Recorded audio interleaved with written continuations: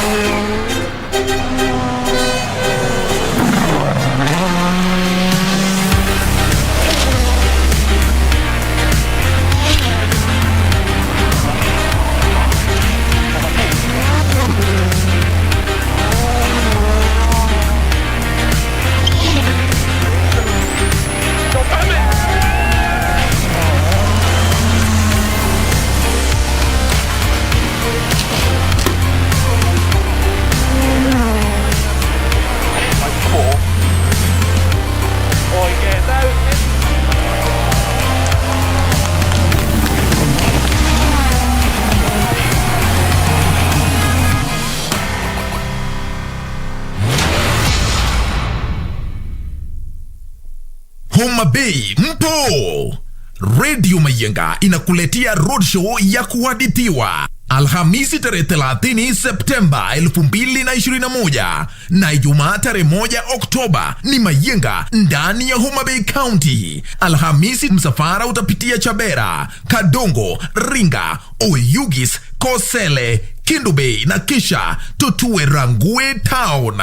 Ijumaa tutaanzia Rangwe, Ndiwa, Mbita, Sindo kisha Homa Bay Town itatetemeshwa na Mayenga. Njoo upatane ana kwa ana na watangazaji wa Mayenga unaowaenzi. Mayenga FM, Homa Bay ni yetu.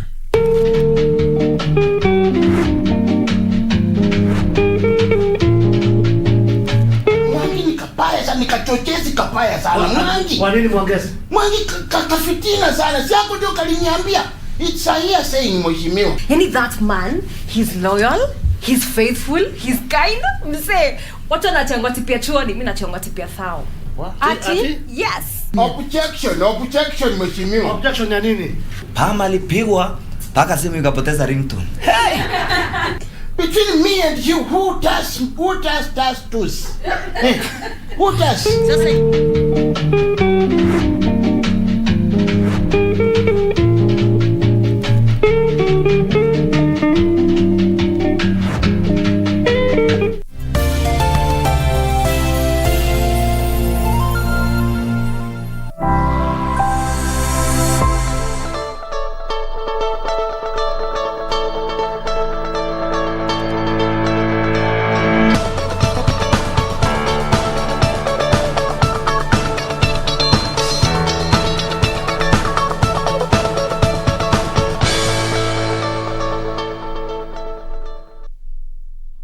Top of the morning to you all. Karibu tena sana to Good Morning Kenya. My name is General Boy. As always, we appreciate that you have chosen to start your morning with us right here.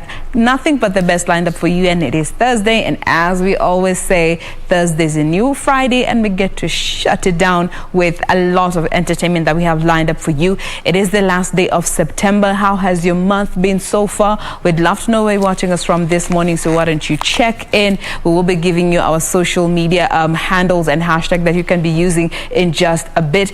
And today it is the two-woman army. Ni mimi na Girldim on the other side of studio. Girldim. Wagwan. Makofi kwako. I'm so proud. Maka ya pisi yangu inaanguka. Good morning, Ray. Good morning to you. That's more familiar. Oh yeah, my morning has been fantastic. You need to ask me how my month has been. Please ask me. How has your month been? I'm a September baby, so it's been fantastic.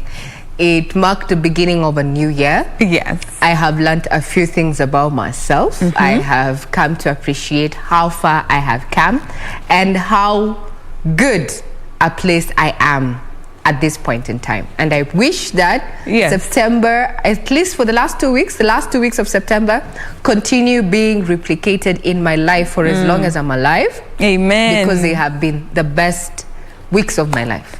Tunasemanga from your lips to God's ears. There we go. Araka raka. Apart from an incident I experienced yesterday. I think I need to share, because we're talking about value for money. So Jane, yesterday morning, I took a casual walk from the office to a certain retail supermarket. And without fear of favor, I went to Naivas, Hazina Towers. And I went there to buy a snack. I went there to buy a pepper steak pie. Upon coming back to the office, and I took a bite into the pie, man, I was hungry, yeah? Our day begins at 3:30 in the morning. Something was off about this particular pastry.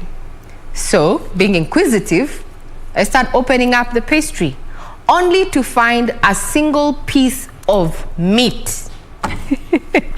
In a whole pie, there was only one single small piece of meat. Walikunyima nyama yako moja enye umelipia ukapewa nyama moja tu. For me, I felt robbed. Yes. Literally, because first of all, I spent money. Yes. Yeah. Secondly, I was already anticipating. I know. A fleshy, fresh, good tasting pie. My taste buds were thrown off balance. You know, so there was no correlation with what I'm seeing, what I'm tasting, and what I had gone to buy. So I go onto their social media pages and actually put it out there. Then they DM me, they tell me that I need to get in touch with them so that they can rectify the situation. Then I went back to thinking, when you're doing supplies, when you're doing supplies, if you've run even a shop, when you're doing your supplies, you already know, sugar, I will spend this sugar for this day. I will spend this amount of beef for this and this and this. So it's not a matter that they did not know. They knew. And then the question is, Jane, yes, have we come to a point, in as much as we are all suffering under inflationary pressures and such, when will actually local outlets embrace quality assurance? You see, international brands could not allow something like this to happen because it will besmirch their reputation. Yes. And they will lose clout and clientele. But local outlets really don't care. Umenunua, you cannot refund you, it doesn't really matter. But then, how do people, perception? Because right now, there is no way I'm going to shop at that particular supermarket for anything. You know, Ray, they already lost me at that point. Looking at this global enterprises and all, and even from in the west side of the divide, there's this specific job that is titled QA, a quality assurance position. Yeah. And almost all the big brands have this position available. But when you come to the Kenyan space, it's very hard for you to come across a QA if they're not working for an organization that is not based in the country online, or it's a foreign-owned organization. But you find for most of the local organizations, they don't have a quality assurance agent or manager to just look at those small things. And this reminds me, there was also, I think it was sometime last year, you also bought a pastry. Yes. And I quit. Biting into it. It was rotten. Weird. It was stale. Funguaing it, the meat was rotten. I think maybe the universe is speaking to me. Maybe do not buy pastries anymore. Yes, maybe the universe has been having a conversation with me, but I've been quiet. But hey, universe, I have heard you. The universe will only speak to you enough times. The more you fail to listen, the more you continue suffering. No, it will shout. Okay, and when now the universe shouts. It shouted yesterday, and Naivas, man, I'm done. You just lost a client, just like that, because we cannot continue doing this. You know, then I even wondered, why didn't I just walk across Java and do the same? You know? You know. Anyway, that was that. Hiyo ni hadithi, tuseme ni hadithi. Thursday is the new Friday right here on KBC Channel 1. This is Good Morning Kenya. Today is a two-girl damn army, as tell them. likes to put it. And what women can do, I mean, we do it better. We do it better. We don't know what's up with Victor, but well, we're here, and nonetheless, we have so much lined up for you, including what has been happening in the last 24 hours. Remember, there's been a power play in, the surprise cabinet shuffle. Yesterday there, we saw Charles Keter, Monica Juma, Eugene Wamalwa, Margaret Kobia. All this was a shuffle, not a reshuffle per se, but a mini shuffle from one docket to the other. Some were stripped of their duties, others added more. We'll be looking at that in not too long. And also, when you talk about where we are in as far as the economy is concerned, telco giant Safaricom released a certain report, actually, just showing how much they had contributed to the economy during the financial year 2020-2021. And what has come out clear is that Kenyans use, or rather fuliza, 2 billion shillings a day.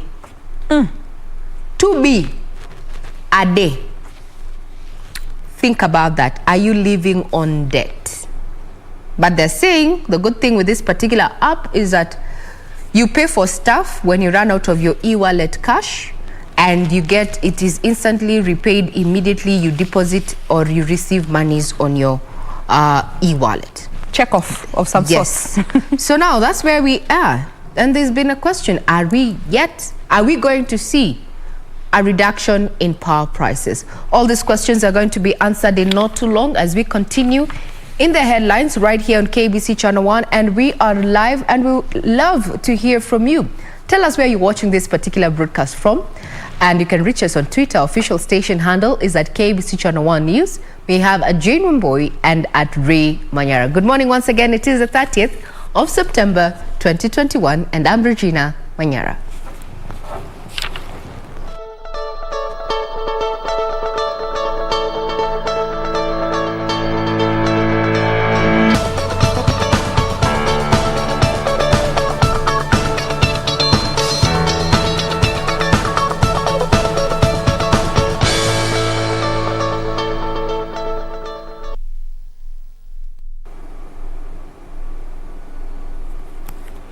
Indeed, just trying to check if you have the correct dates. We already see that you're already tuning in. We have Jackson Kihara there, Gashushe from Nairobi area watching, as well as Tom Wema. Remember, we welcome your feedback. What do you think about the stories that we're about to air for you, as well as the rest of our particular our broadcast? Remember, we have been doing a special report in regard to the current drought situation there. And yesterday we were talking about the effect, or rather the impact that it will have now that government has declared drought a national disaster. Now, crossing over to those stories making headlines, that Cabinet Secretary Ambassador Monica Juma is now in charge of the Ministry of Energy. In a cabinet reorganization Wednesday, President Uhuru Kenyatta moved Charles Keter, who was until yesterday in charge of energy, to the devolution docket. Devolution Cabinet Secretary Eugene Wamalwa has been moved to the Ministry of Defense. The president also rearranged state departments, with a big casualty being in the Ministry of Labor, that has lost social protection and senior citizen affairs to the Ministry of Public Service and Gender. President Uhuru Kenyatta has made a minor reshuffle in his cabinet, moving Defense Cabinet Secretary Monica Juma to the Ministry of Energy, and her place has been taken over by Eugene Wamalwa from the Ministry of Devolution. Charles Keter, who served as Energy Cabinet Secretary, is now the new Devolution CS. The presidential action promotes enhanced operational efficiency, institutionalizes the implementation of various ongoing groundbreaking reforms, better orients portfolio responsibilities with both national development plans as well as the needs of citizens, and introduces functional changes that shall make the relevant ministries and state departments more efficient. The changes have also seen Major General retired Gordon Kihalangwa moved from Public Works to the State Department for Energy, while Dr. Engineer Joseph Njoroge, who was PS Energy, has been moved to the State Department for Transport. Solomon Kitungu's PS Transport has now moved to the State Department for Public Works, while Nelson Marwa takes over the State Department for Social Protection, Senior Citizen Affairs Special Programs. The State Department for Assaults from the Ministry of Devolution, together with that of Social Protection, Pension and Senior Citizens from the Ministry of Labour, have been transferred to the Ministry of Public Service and Gender. The Department of Special Program from the Ministry of Devolution has also been transferred to the State Department of Social Protection, Pensions and Senior Citizens Affairs. The President has further renamed the State Department of Special Programs to State Department for Social Protection, Senior Citizens Affairs and Special Programs. The Ministry of Devolution, the Assaults area, has been renamed Ministry of Devolution. The Ministry of Public Service and Gender has also been reconstituted and renamed as the Ministry of Public Service, Gender, Senior Citizens Affairs and Special Programs, while the Ministry of Labour Social Protection has been reconstituted and renamed as the Ministry of Labour. About that reorganization yesterday, and we welcome your feedback. What do you think? Is it an issue of, power play? Well, remember, it's a runoff towards the general elections come 2022. And so much has been said about what the president did yesterday. What is your take? We are on Twitter at KBC Channel 1 News, at Regina. For me, Regina Manyara, you'll get me at Ray Manyara, and at Jane Wamboi at Jane Wamboi. Now, the Ministry of Health has begun an ambitious campaign targeting to vaccinate over 5.8 million people against the COVID-19 by Mashujaa Day, that is the 20th of October. Now, Health Cabinet Secretary Mutahi Kagwe, who launched the National Accelerated Vaccination Campaign dubbed Kuwa Shujaa Pata Chanjo Tufungue Nchi in Kiambu County, has devolved units to work with the Ministry of Health to increase vaccination uptake.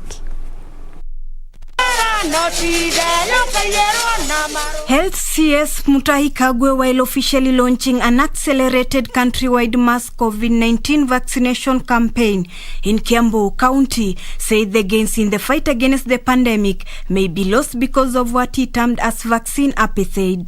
Know that we have got international partners who are working with us, but as Manisha said, it is not enough yet.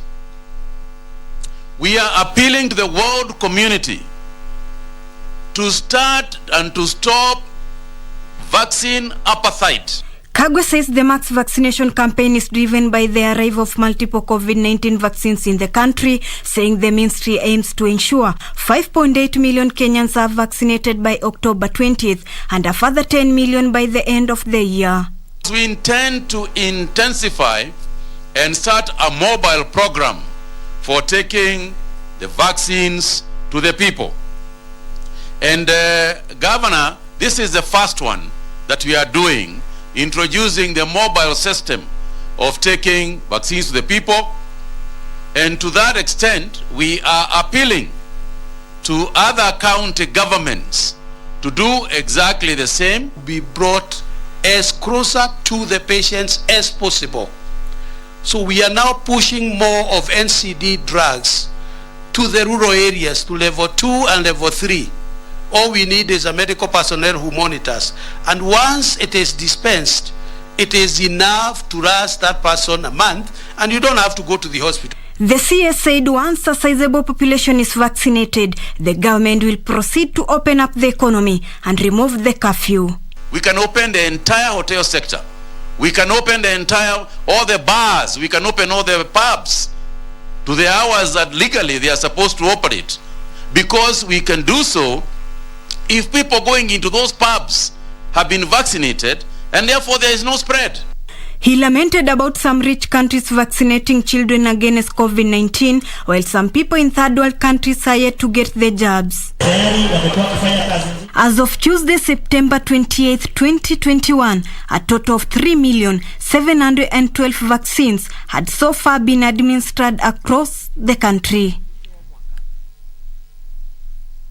5.8 million Kenyans to be vaccinated by October 20th. That's the government target as it intensifies its fight against the COVID-19 virus, and promises that if this particular number is achieved, we might well have the lifting of the curfew.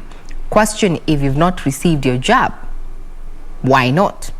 Now, President Uhuru Kenyatta has said his government is committed to providing universal health care to all Kenyans through a single unified benefit package that is affordable. The president said over 326,000 vulnerable Kenyans have been identified to receive healthcare services under the Universal Health Care Program. Will be able to access quality and affordable essential services that they need for their health and well-being through a single unified benefit package without the risk of financial catastrophe. Speaking when he officially opened the Nairobi Metropolitan Services NMS Kibra Level 3 Hospital in Kibera, Nairobi, the head of state said the 24 hospitals he commissioned in the city in August will be scaled to 28 hospitals to improve access to healthcare, especially in informal settlements targeting 3.1 million Kenyans. In August of 2020, I commissioned the construction of 24 hospitals across Nairobi's 17 sub-counties with focus on informal settlements and other underserved areas. This program has since expanded to target the construction of 28 new hospitals and the expansion as well as the rehabilitation of 4 more hospitals across the county. The Nairobi Metropolitan Service has already identified, registered, and qualified over 326,000 vulnerable people for NHIF support. He noted that the over-reliance on Kenyatta National Hospital had stretched the health system in the city. Nairobi, the country's capital, with a population of close to 5 million residents, has seen over 40% of its population over the years rely on Kenyatta National Hospital as their first point of access for health services. This has resulted in this county of Nairobi registering the worst health outcomes and disease burden nationally. On his part, ODM leader Raila Odinga, who had accompanied the president, called on the government to consider bringing back the Kazi Mtaani program to assist the many jobless youths. Ingine, Mheshimiwa Rais, hawa vijana wameshikwa sana ni mambo ya COVID. COVID imekuwa kali sana kwao. Wamekuwa nani sana. Waliniomba atile mambo ya kazi mtaani. Ikiwa kama inaweza kurudi wangesikia vizuri sana. The new health facility is part of 24 such hospitals being constructed by the government as a broad plan to decongest Kenyatta National Hospital, Mama Lucy, Pumwani and Mbagathi hospitals. Now, as Kenya joins the world in commemorating the World Heart Day yesterday, poor lifestyles, lack of exercise, too much cholesterol, overweight and uncontrolled sugars, as well as heavy drinking have been attributed to increasing cases of heart conditions and cardiovascular problems. Now, speaking in Mombasa during a free heart camp organized by Aga Khan Hospital to enlighten the public on heart diseases, Dr. Mohammed Salim said heart problems are preventable by observing healthy lifestyles and controlled sugar levels. Under the theme Heart Choices, Not Hard Choices, this year's World Heart Day focused on ensuring that people are able to make heart-healthy choices wherever they live, work or play to reduce cardiovascular diseases. To mark this day, a section of health professionals held an awareness campaign at the Medihill Hospital in Parklands, Nairobi. The incidence of cardiovascular disease is more all over the world. It is the #1 killer in the world, and almost 17 to 18 million of the people die from the cardiovascular disease all over the world. Out of 5 cardiac death is due to heart attack and stroke. The Vice Chair of the Parliamentary Health Committee at the National Assembly, Mishra Kiprop, who graced the event, challenging Kenyans to have confidence in the expertise available in the country and not always rush abroad whenever they are diagnosed with a terminal illness. Today, Kenya is the leader in Africa in medical tourism. Under the president, our leadership of our president, Excellency Uhuru Kenyatta, his dream, universal health coverage, is we are heading there. Rome was not built in a day. But it will be his legacy, I know, that each and every one and all Kenyans will get the medical attention with basics, primary, secondary, tertiary, and the far-end, high-end medical practice. He said the government has successfully addressed the severe shortage of specialists that had existed over the years. According to experts, the burden of heart disease is significant in Kenya, with cardiovascular diseases causing 25% of hospital admissions and 13% of deaths. The blood pressure disease is so much in our community. High blood sugar is so much in our community. Many of them don't know, or those who know are not well controlled. Nimekuja kutibiwa sukari, pressure, ina mambo ya moyo pia nimetibiwa. Well, then now you know, reduce your sugars and maintain a healthy lifestyle to avoid heart problems. Now, the government says the Nairobi Expressway and the bypass master plan are at 70% complete and will be ready by March next year.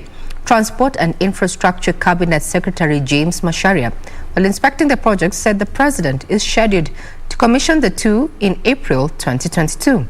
The two roads are meant to enable the country save 100 billion shillings lost annually in city traffic jams. As Ruth Wamboi reports, motorists will pay between 100 and 1,500 shillings to use the roads.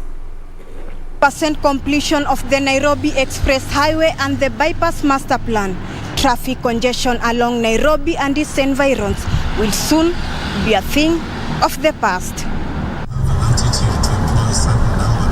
The major road project in the country aimed at opening up the city 70% complete and will be the first expressway in East and Central Africa. According to Transport CS James Macharia, once complete, the roads will attract more investors to the country. GDP growth will be massive and Nairobi will become a really attractive place for foreigners coming to visit, coming to invest.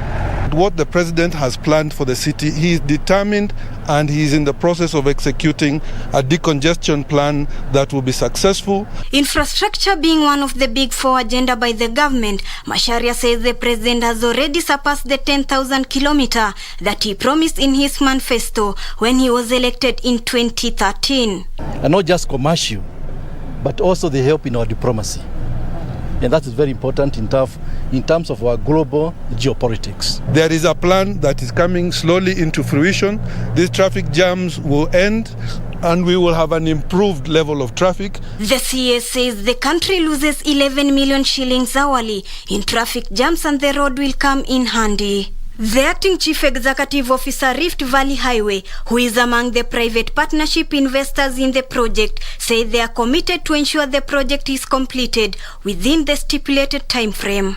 I'm here to reiterate our commitment to deliver this project very soon, and you can be sure that the team is working very hard.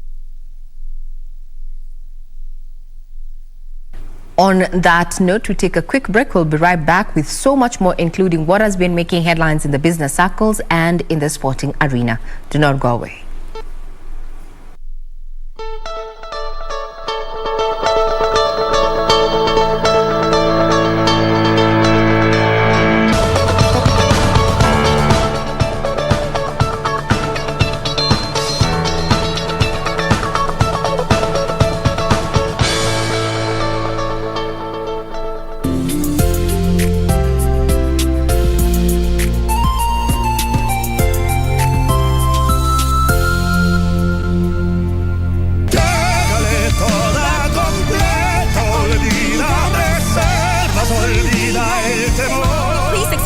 What you were doing here with her. Come on, speak up now.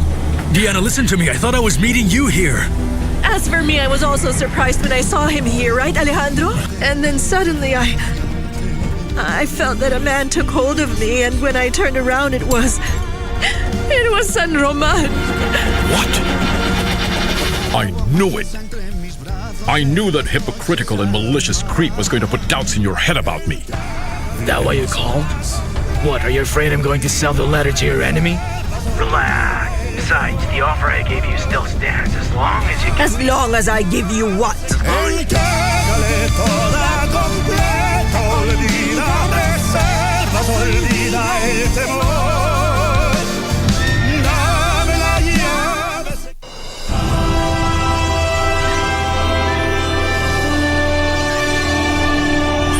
If you want to know if I raped Madame Sati, I did not. She tried to seduce me. If I go against the incarnation of Horus, I will not be forgiven by Osiris. Just trust me. You only have to deliver this string to the Pharaoh. Asenath is back in Avaris. Asenath, the daughter of the priest? I only request that the meager slave be killed, dear Potiphar. That's right, Judah. We can't rest until we find Joseph. I miss my son Joseph more than anything. I would be the happiest man in all the lands if a merciful soul would come to me and tell me that Joseph is still alive in some corner of the world.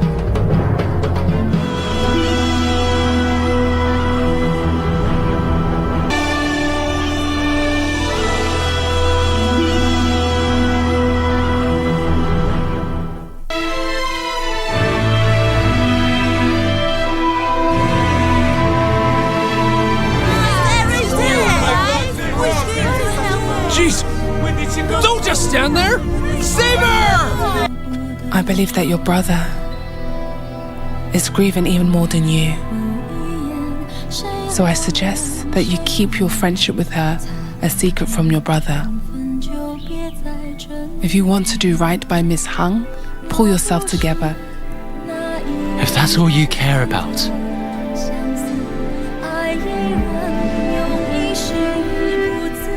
then go ahead and forget you ever even had a son.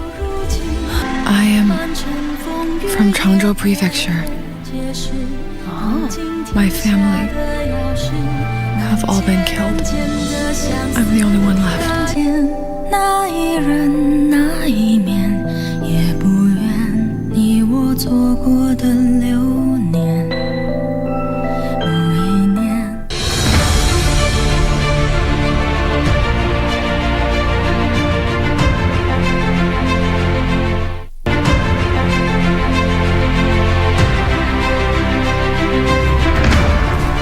Viazi ni chakula nambari 2 muhimu sana hapa nchini Kenya. We are a critical player in the development and supply of seed. Ili wakulima wa zao hili wapate mazao ya kumezewa mate, utumizi wa mbegu zilizoidhinishwa ni muhimu zaidi. Umuhimu hizi za huku za kari hazina magonjwa, utapata mapato mingi kushinda yenye utanunua huko kwa kishagi. And our path to food security is anchored on ensuring significant improvement in farm productivity by enhancing the quality of farm inputs.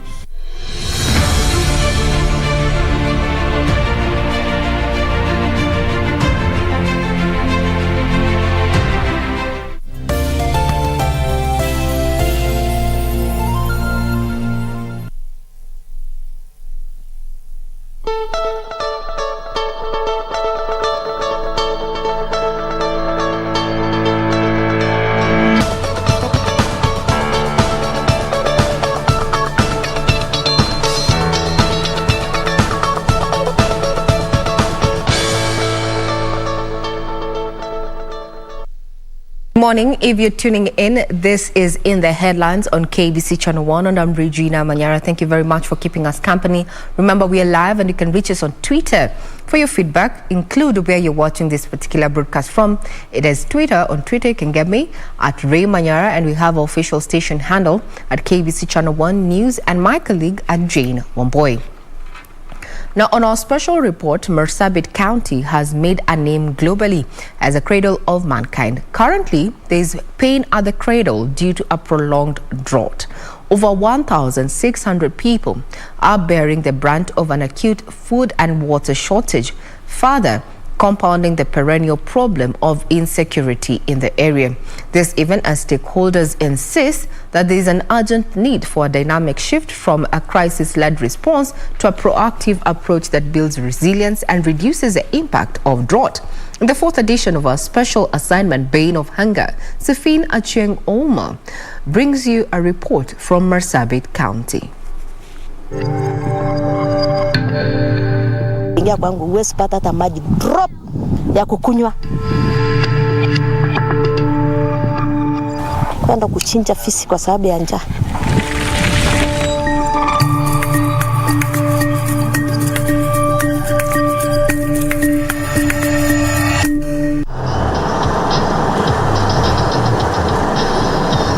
Approximately 540 kilometers from Kenya's capital, Nairobi, we enter into Marsabit County, the largest county in Kenya, bordering Ethiopia, home to approximately 460,000 people.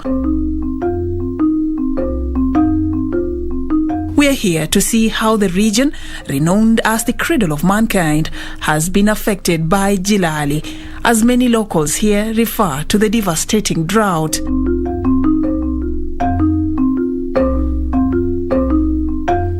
It's lunchtime by the time we get to Seven Lerapo's homestead by the fireplace, cold. Seven was left home to care for the hungry children as other family members embarked on the daily search for water, food and pasture. Because of drought, nobody is at home. They've gone to look for pasture and water. There's no food. Whatever little we get, we first feed the children. Then if we are lucky, we get something to eat, which is becoming rare. The burden is even heavier for those with livestock. Iko miti inachimbwa chini na anatolewa mbali, ndio ng'ombe kuna kitu nakula mpaka kuja kule hii miti kutolewa. Na si rahisi kutoa, na mtu iko njaa hawezi toa, na hapa iko njaa ile zaidi. Hii ward yangu ina location 3. Hiyo ni Karare ward, Karare location, Songo location na Bulao location.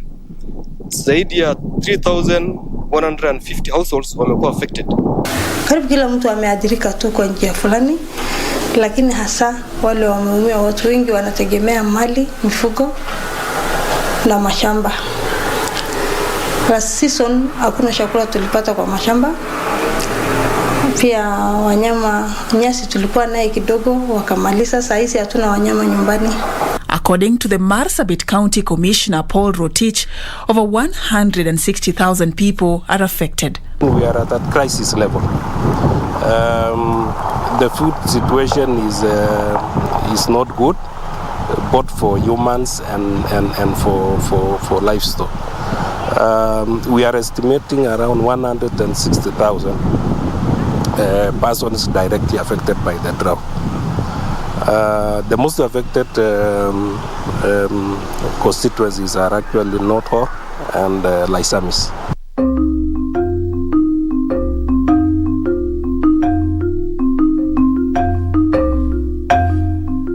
As we make our way to North Hor, which is among the most affected constituencies, we meet an exhausted Roba, an elderly woman from Shufisa village, accompanying these donkeys to a nearby water point. Robe has walked for 30 kilometers to get here, a trip she makes every 2 days. I've walked for almost 30 kilometers now.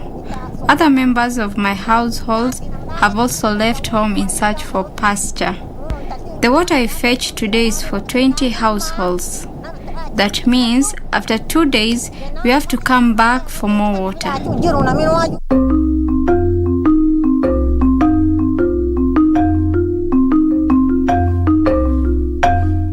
Our next stop is Burgabo location, a 20-kilometer stretch off the Marsabit Moyale road. It is an endless expanse of bare land. Animal carcasses line our path to Mzee Bonaya Abdubas Manyata. Today he has nothing to feed his 6 children. Shida ni Due to the failure of rain, the livestock has migrated to an area about 200 kilometers away, leaving us with no source of milk or food for my children. I'm not employed, and so for now, I'm depending on relief food from the government and well-wishers. At Robe Okas Manyata, we are greeted by a sight of desperation. I used to depend on my neighbors, but for now, because of the drought and COVID-19, everyone is facing a hard time. I eat well only on days when we receive support from government. The rest of the days, it's surviving on the little we get or nothing at all. This is the Burgabo water point, the only functional borehole in the entire location, which was rehabilitated by a local NGO. It is not enough to meet the demand for water in this community. This water is not enough. The water for home use is only 20 liter drum per day. Even to get that 20 liter is a struggle. It's a great problem. As we live, we can still spot herds of emaciated livestock making their way to the water point. The scramble for water continues at the Dosawachu borehole, which is decorated with herds of livestock. The Veld Hunger Welfare Organization is working with pastoralists in the region to ensure that they can plant and harvest pasture for their livestock even during the drought. We have 3 rangeland in Merile, which is in the Sami sub-county, and 2 in Moyale sub-county. In Adesa, we have 75 beneficiaries, whereby we are trying to rehabilitate the 200 acres of rangeland. The reseeding was done in May 2021, and the harvesting was done in last week, September. The program has really helped us, especially during drought. At least I have something to feed my livestock, which saved me the long walk in search for pasture. There are 4 parameters to measure food security, which include availability, accessibility, affordability, and quality. A far-fetched reality for residents in these hunger-stricken communities who for now have to overdepend on relief food. Watu wanaumia kabisa kabisa, hata watu hawatoki kwa nyumba mpaka unaonea huruma. Saa zingine watu wanapata sogam na sio kila mtu anapata hiyo, ni wachache ndio wanapata sogam, na hata hiyo sogam huwezi kutusaidia kwa sababu mtu akipata kama 50 kgs ya gunia, karibu kila mtu anakuja kuombana kwa kikombe. Hiyo siku hiyo moja tu watu wanakula hiyo chakula, siku ya pili hakuna kitu. From bearing the brunt of the locust invasion to coming face to face with the acute problem of food and water crisis occasioned by the drought situation to the perennial problem of insecurity, residents here can only hope for a better tomorrow, and that these challenges will not soil the rich history of Marsabit County, which boasts of being the cradle of mankind. Reporting for Channel 1 News from Marsabit County, I am Safin Acheng Oma.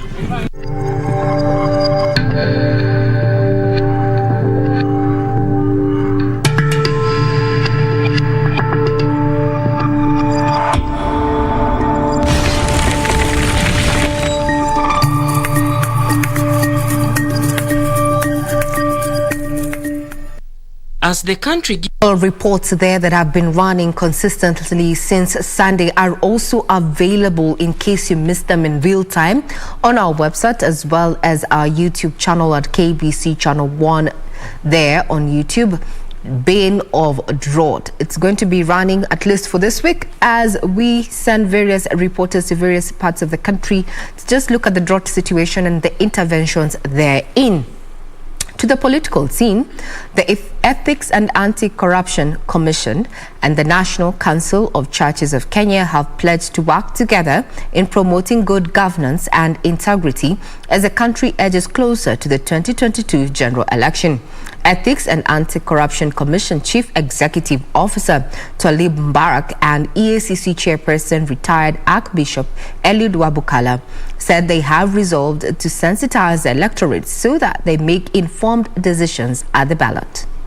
the country gears up for the general election next year, the Ethics and Anti-Corruption Commission has moved to rope in partners in the quest to empower the electorate on qualities to look out in their leaders before making a choice. Both entities noting loopholes in the election laws which make it difficult to bar leaders with questionable academic qualifications and integrity from vying for elective seats. There's that constitutional clause which says that a person will only be barred from holding a public office when all the avenues, legal avenues, are addressed. So today there's a gap. If you get an MP with fake academic papers and you take him to court, you cannot tell him to stand down. You'll wait until you get the ruling. To see people informed about their decisions to elect the right people to office. We are also trying to seek citizen participation in keeping unity and peace, because after elections we must be together. This as the virtual hearing of a petition challenging a law that stipulates that all aspirants seeking elective positions possess a university degree began on Wednesday before High Court Judge Anthony Mrima. Lawyer Tom Ojenda argues the law passed in 2017 is discriminatory and wants Section 22 of the Elections Act be expunged. The section states that all candidates for the 6 elective positions in the country, including members of county assemblies, must have at least a university degree. Judge Mrima will make a ruling on October 15th. Meanwhile, Orange Democratic Movement grassroots leaders and all members elected and nominated on the party ticket have been urged to retreat to their respective areas to coordinate and support the mass voter registration drive. The decision was made during a meeting of the party's Central Committee. Counties, Samburu County government has distributed 200 camels to cushion residents of Samburu East from harsh effects of drought. The Samburu County Chief Officer in charge of livestock, Benedict Lemuntunai, says the camels will provide milk to the women and children as well as the elderly pastoralists that have migrated with their herds in search of pasture. Details of this and other stories from the County News Roundup.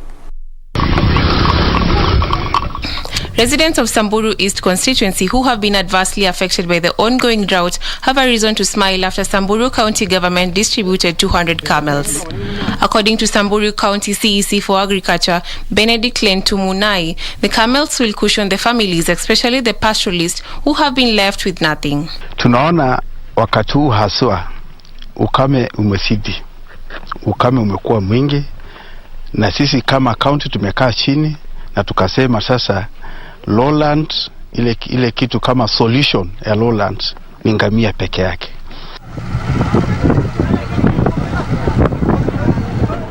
Meanwhile, the government through National Drought Management Authority is trying to ensure no one loses life to starvation by ensuring affected households get food and water. The Drought Management Authority in Mandera has provided spare parts for boreholes in an effort to mitigate the drought situation in the county. Worth 1.5 million ambayo naenda kutengeneza zile boreholes zinapambu maji usiku na mchana ili watu wetu waweze kupata maji ya kuendelesha maisha yao.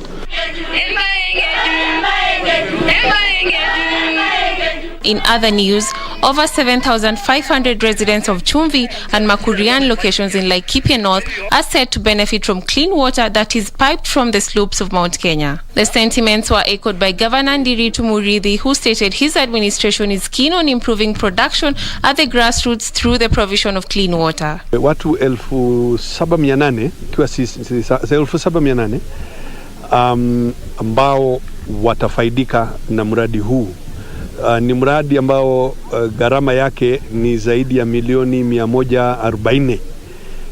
Pia kama vile tunafanya sehemu zingine za Laikipia, tunalenga sana kutumia maji kwa kufanya production. Upande huu ni production mifugo yetu, lakini pia ukulima. Finally, EPZD Finance General Manager Dennis Kinyua says that operators have contributed immensely to the economic well-being of the area and deserve to be acknowledged. NTSA officials Lawrence Maina said the partnership with EPZD will ensure the humane capital that uses motorcycles as a mode of transportation is safeguarded from road carnage. Na hawa bonda ndio wanasaidia kusafirisha wale wafanyikazi wafike kwa ule muda ama wakati unaofaa ndio wafanye kazi. Now, crossing over to matters business is that the government has renamed the expanded Ukunda and Manda airports in Kwale and Lamu County to Diani and Lamu airports, respectively, to reflect on the destinations they serve. This is part of efforts to boost tourism activities in the coastal region.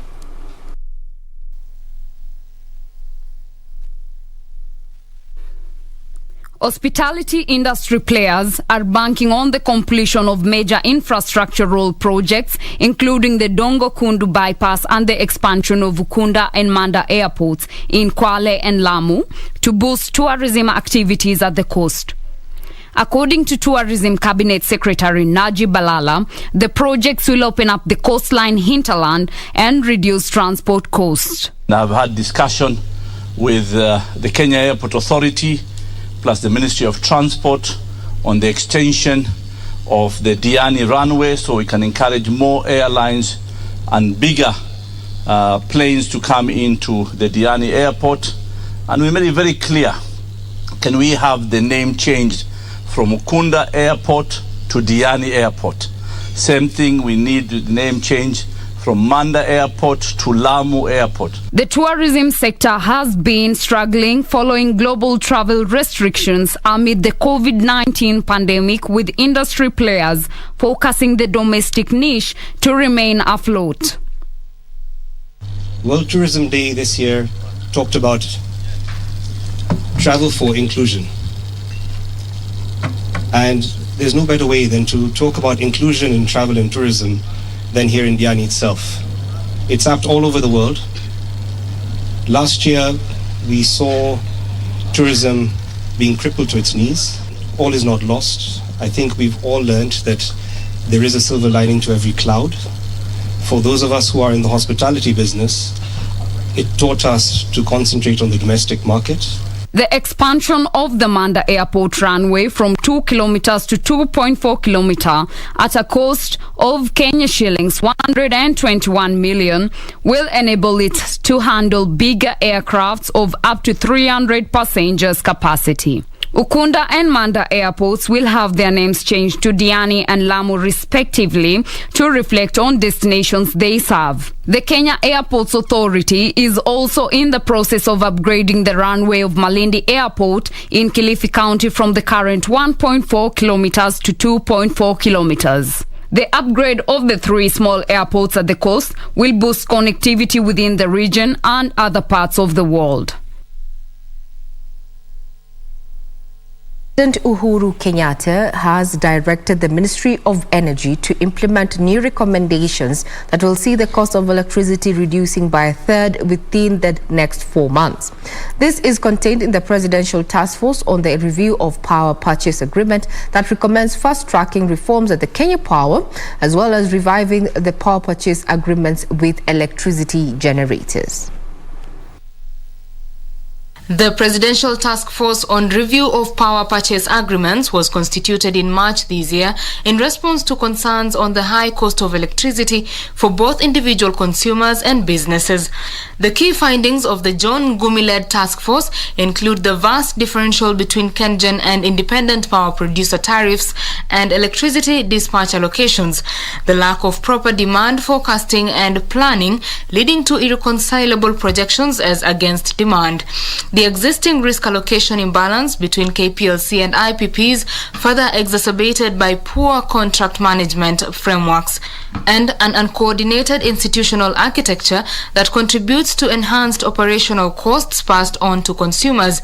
The task force recommends that interventions to be implemented to reduce the cost of electricity include review and renegotiations with independent power producers to secure immediate reduction in power purchase agreement tariffs, within existing contractual agreements. KPLC to undertake a forensic audit on the procurement and system losses arising from the use of heavy fuel oils.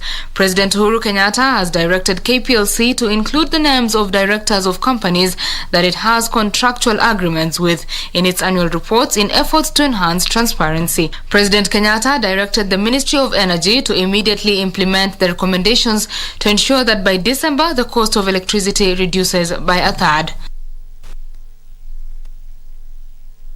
Will be a welcome relief not only to Wanjiko but also the manufacturing industry.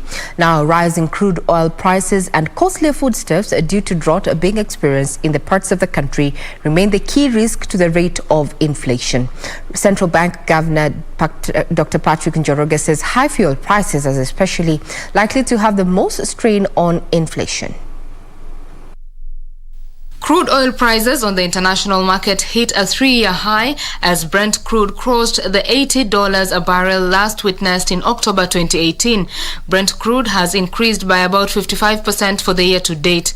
This is a concern for policymakers at the central bank, who project the increasing fuel prices are likely to exert inflationary pressures on the economy in coming weeks. And you can see how it has grown, or rather how the price has increased, and now as of September 22nd was $74 per barrel. Actually, yesterday it was $78.3 per barrel as of yesterday. So you can see this has grown, has actually risen quite a bit. High fuel prices in Kenya, coupled with a drought being experienced in parts of the country, is also affecting food prices, which increased 10.7% in August. The concern here is more in terms of weather and also somewhat the supply of those products to the various markets, but it's largely weather related. He said new tax measures are also contributing to the rising commodity cost, contributing 1.78 percentage points to overall inflation. The tax measures in the finance bill will, of course, and indexation will continue to make their presence felt, and the contribution, as we said last time, we calculate the contribution to be something in the order of 1.78 percentage points to overall inflation. The government is banking on the reopening of the global travel industry and COVID vaccinations to lift up tourist arrivals whose forex injections would help support the shilling. We are still off our highs, and you can see even January, February last year, we are nowhere near that. But I think the point is that, again, the sector is beginning to pick up. Now we cross over to the sporting arena, where new Harambee Star coach Ejin Firat has recalled Spain-based Ismael Gonzalez of Velocheng, who plays in South Africa, and goalkeeper Farouk Shihalo in the Harambee Star squad that will be playing against Mali in the upcoming World Cup qualifier match. Firat yesterday named a 34-man provisional squad for the qualifiers. Joash Onyango of Simba FC in Tanzania has also been recalled to the squad for the first time since March. Richard Odada, who made his first senior start in the opening match of the campaign against Uganda, is also in the squad. Local-based players will enter camp this Thursday, while the foreign-based players will link up with the team based on their league commitments over the weekend. Harambee Stars will lock horns with Mali away in Morocco on 7th of next month before traveling back for the home match on 10th same month. Kenya, which is in Group E, is currently second on the standings on 2 points, 2 behind leaders Mali and level on points with Uganda.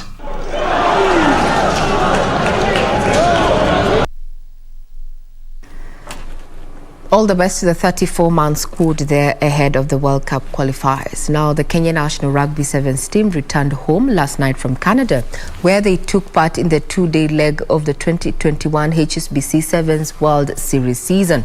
Kenya won bronze after finishing third behind champions South Africa and silver medalist Great Britain. Ball is Humwa. Oh, sit down! The Kenya national rugby sevens team safely arrived home from Canada, where they secured a bronze medal in the 2 legs of the HSBC Sevens World Series, held in the cities of Vancouver and Edmonton. Kenya collected a total of 34 points from the 2 legs in Vancouver and Edmonton to finish third behind champion South Africa and second-placed Great Britain. Kenya began their Vancouver leg positively beating Spain and Mexico in the group stage on the 18th of this month, before losing to eventual champion South Africa in their final group match. Kenya went on to beat USA in the cup quarters in Vancouver and then Ireland in the semis, before losing the final to South Africa. The same record was replicated in Edmonton a week later, where Kenya defeated Chile and Spain in the group stage but lost to the United States in their final pool match. They went on to beat Germany in the cup quarters before falling to South Africa in the semi-final, but defeated Canada in the third-place match to secure a bronze medal. The team takes a 1-week break before beginning preparations for the new season. Only 12 teams took part in the 2 legs, with the other 7 teams, including giants Fiji, New Zealand and Samoa, missing out due to COVID-19 travel restrictions.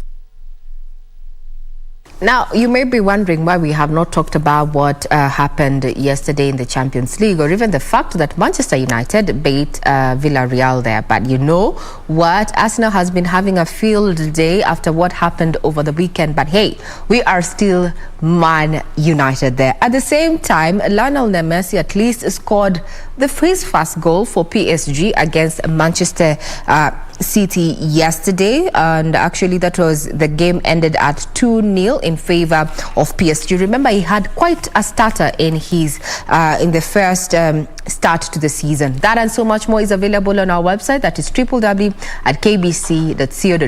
Viva Manchester United. We take a short break. We'll be right back with more.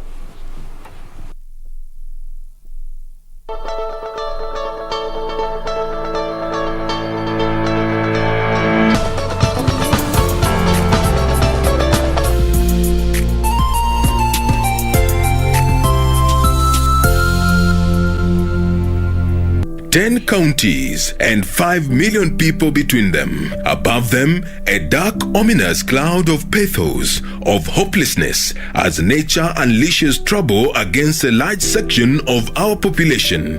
Sijawahi kuona ukame ile leo hapa Soine iko naye, sijawahi kuona. Since the government declared drought a national disaster, KBC has been on location to assess the nature and extent of the drought situation in Kenya. Beginning Sunday, September 26th to Friday, October 1st, join KBC at 7 and 9 p.m. for a full picture of the looming crisis in many parts of the country.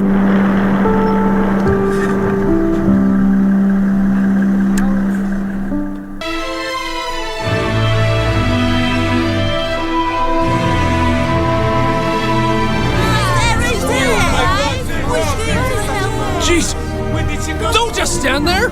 Save her! I believe that your brother is grieving even more than you. So I suggest that you keep your friendship with her a secret from your brother. If you want to do right by Miss Hung, pull yourself together. If that's all you care about.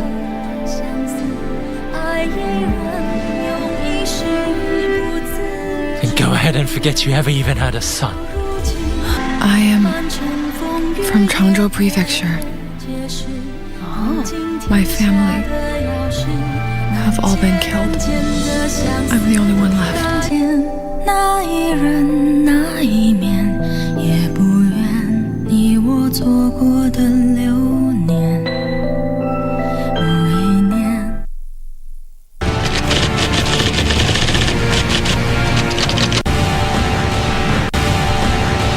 It is now a year since we started investigating Mr. Soloshi. You'll have to go out of town and lay low for a while. Do you know that guy who's wanted by Interpol? That's Baduza. Oh yes, and that's how he was found. Dead. We're emailing you something big. You absolutely need to get out of here. If only we got that tape. You won't and will never bring me down.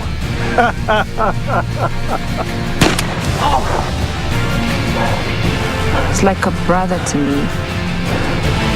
Can't believe.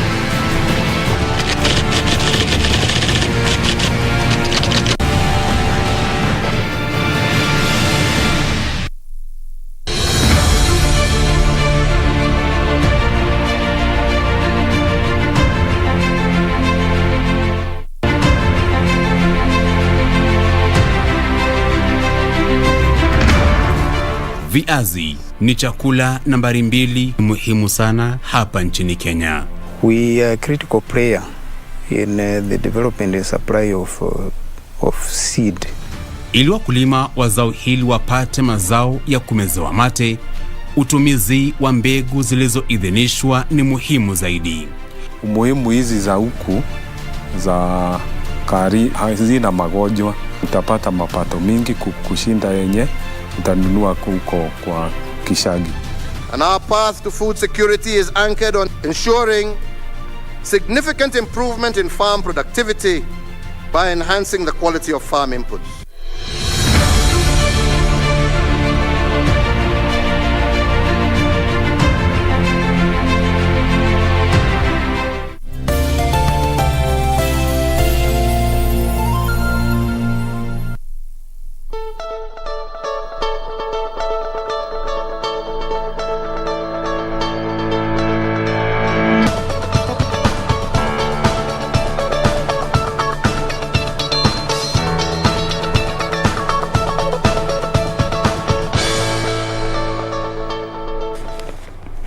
Welcome back. We continue with Good Morning Kenya. We now move on to have a quick look at what the papers have for us. Kama kawaida, 4 different dailies. I have a copy of the Daily Nation and the People Daily. Let me just run you through the front pages.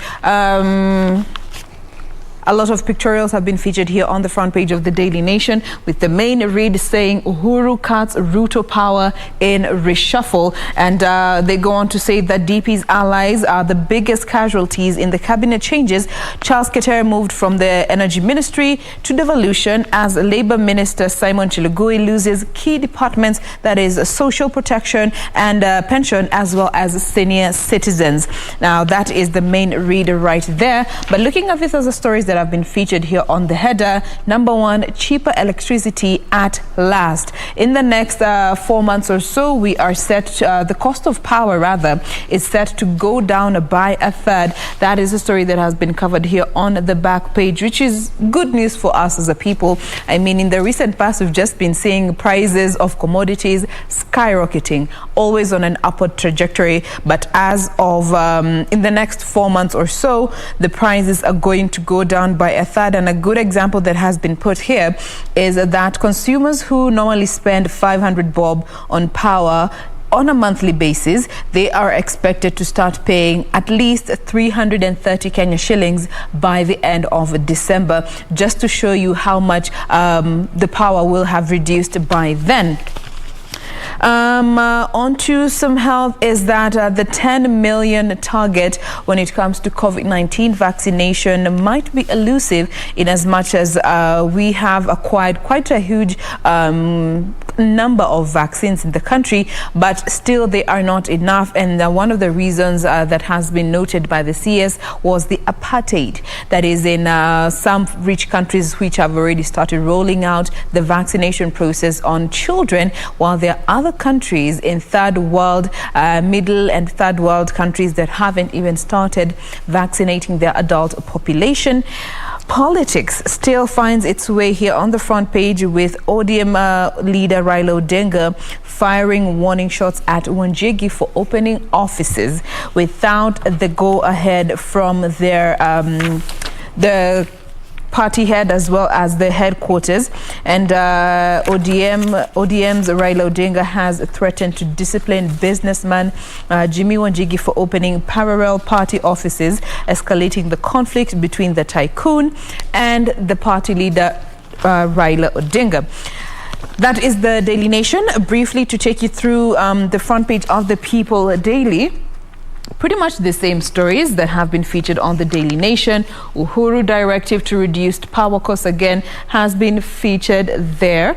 Coming to the main story here is Ruto men lose say in the cabinet reorganization. Again, a story that was on the front page of the Daily Nation. And finally, Kagwe hits out at rich nations over vaccine, the apartheid, quote unquote, that he attributed to some of these countries that have started vaccinating children, while the other countries that haven't even vaccinated their adult population. Ray. Let's start off with the Star. So the front page of the Star is talking about, the completion, or rather the near completion of the expressway, and the timelines are said that the president is going to be commissioning this particular expressway April 2022. Apparently, the project is 70% complete, and once complete, Kenyans will be charged between 100 shillings and 1,500 shillings. So the president has delegated also when it comes to matters of politics. Remember, it's a run-up towards the 2022 general elections, and we have been seeing a few changes here and there when it comes to the political scene. So there's an article here, actually the big read on the Star this morning, is that Uhuru plans to corner Oka chiefs to back Raila. So on Tuesday, we saw Raila meeting up with Mount Kenya billionaires and tycoons. Well, if it was not a political season, we'd just say it was a meeting between factions and persons who have, goals, or rather mutual goals. But we all know that, it's a political season. So now the president has delegated the task to Mount Kenya tycoons and allies after the first attempt crashed. And we're talking about that particular meeting that President Uhuru Kenyatta had last month with members of the Oka team, or alliance, so to speak, to just try and, come up with an alliance to support, or rather rally support for Raila Odinga there. Now the plan has changed, and the president has delegated that to Mount Kenya tycoons. We're going to be giving you details, but in a sneak peek review, that is what happened, just borrowing from what happened on Tuesday. Also, we have a story here saying that Kangata is in a comfortable lead in governor race, and we'll be giving you details. Remember, this is what has been captured by the scribes this morning in this particular daily. So also the mini reshuffle, Keter Chelagui stripped in the latest cabinet changes, as well as that particular article that I mentioned to you, rather that particular fact, after telco giant Safaricom released their report and their capital injection to the financial year 2021-2022. So Kenyans processed 300 loans and per second, 300 loans per second in 2021. And 2 billion in Fuliza per day. Now we want to have a listen into the new CS, so to speak, of defense, Eugene Wamalwa. Let's have a listen in.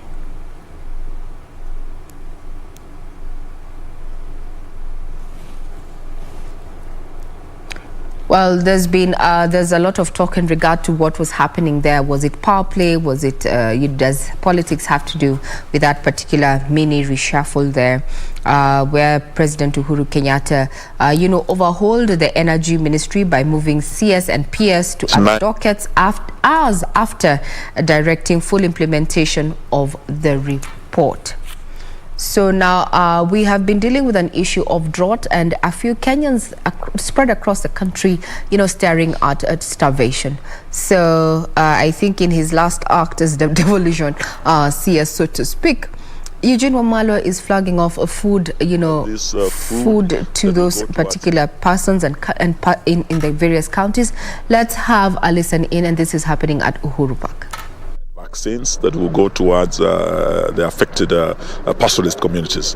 So though it is a difficult situation we are facing as a country, we want to appreciate the support and friendship of our international partners. For me, I'm very, very humbled this morning to perform my last duty as the minister in charge of the development of the Asal region of this country.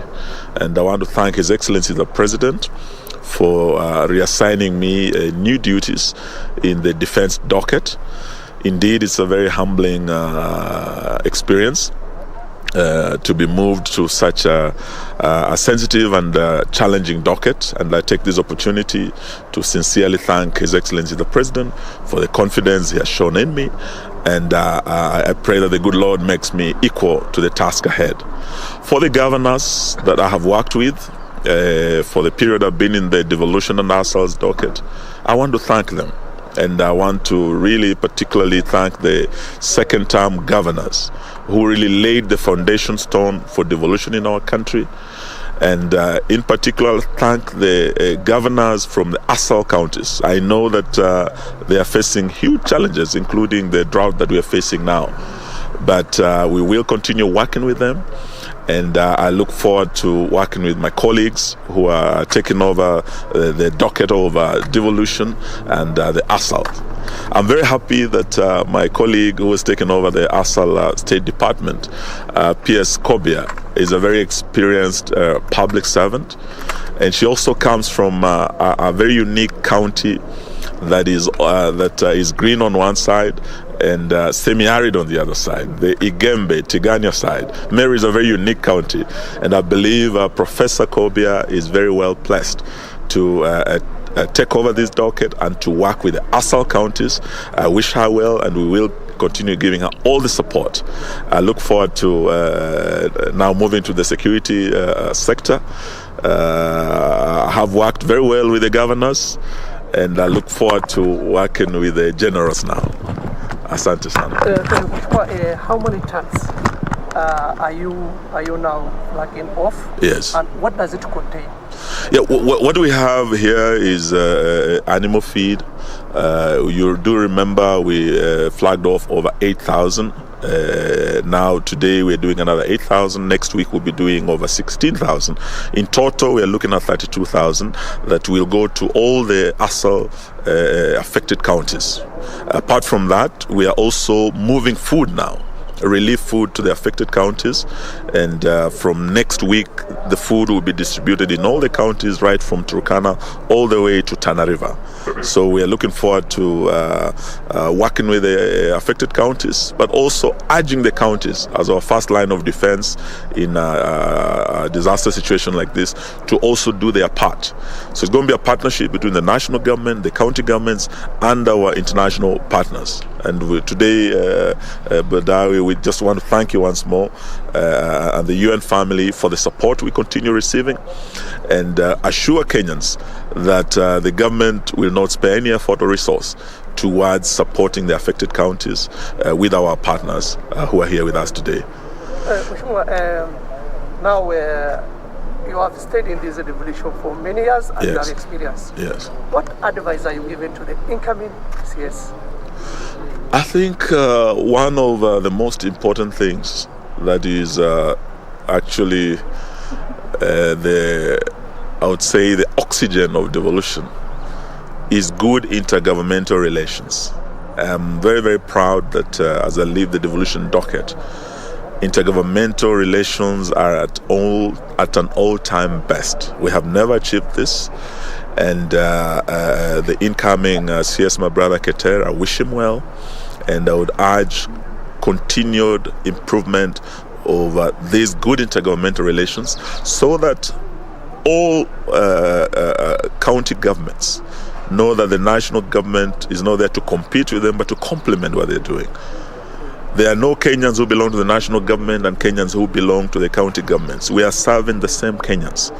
We are only two levels of government serving the same people. So we must continue working together. We must continue strengthening the partnership between the national government and the county governments and our development partners, as well as private sector. We must see how this partnership can make devolution work better for us now and in future. For governors who are in the ASAL counties, I want to say that this constitution that was promulgated right here to Uhuru Park over 10 years ago, and this president who has overseen the implementation of this constitution has changed the fortunes of our borderland counties, and they have been moved from the borderlines to the center of our national development. In 1965, we looked at the ASAL region as a low potential region. But today, the ASAL regions hold the highest potential when it comes to energy, renewable energy. The windmills of Turkana that are there today. When you look at the solar, the potential that is there. You look at the oil that is in Turkana and the water aquifers we have discovered. This region holds the future. It's like the proverbial saying in the Bible, the stone that the builders cast away has become the cornerstone. And the ASAL counties hold huge potential, both in food security. Once we complete the dams, we'll create new bread baskets in these ASAL counties that were looked at as low potential in 1965. In 2021, they hold great potential. And it's been such a pleasure working with these governors, the FCDC, the Chair Ali Roba, my good friend Gulaid, our partners from the UN, the EU, the USAID. We want to say we're really humbled to have had the opportunity to serve. Thank you. Asante sana. Asante.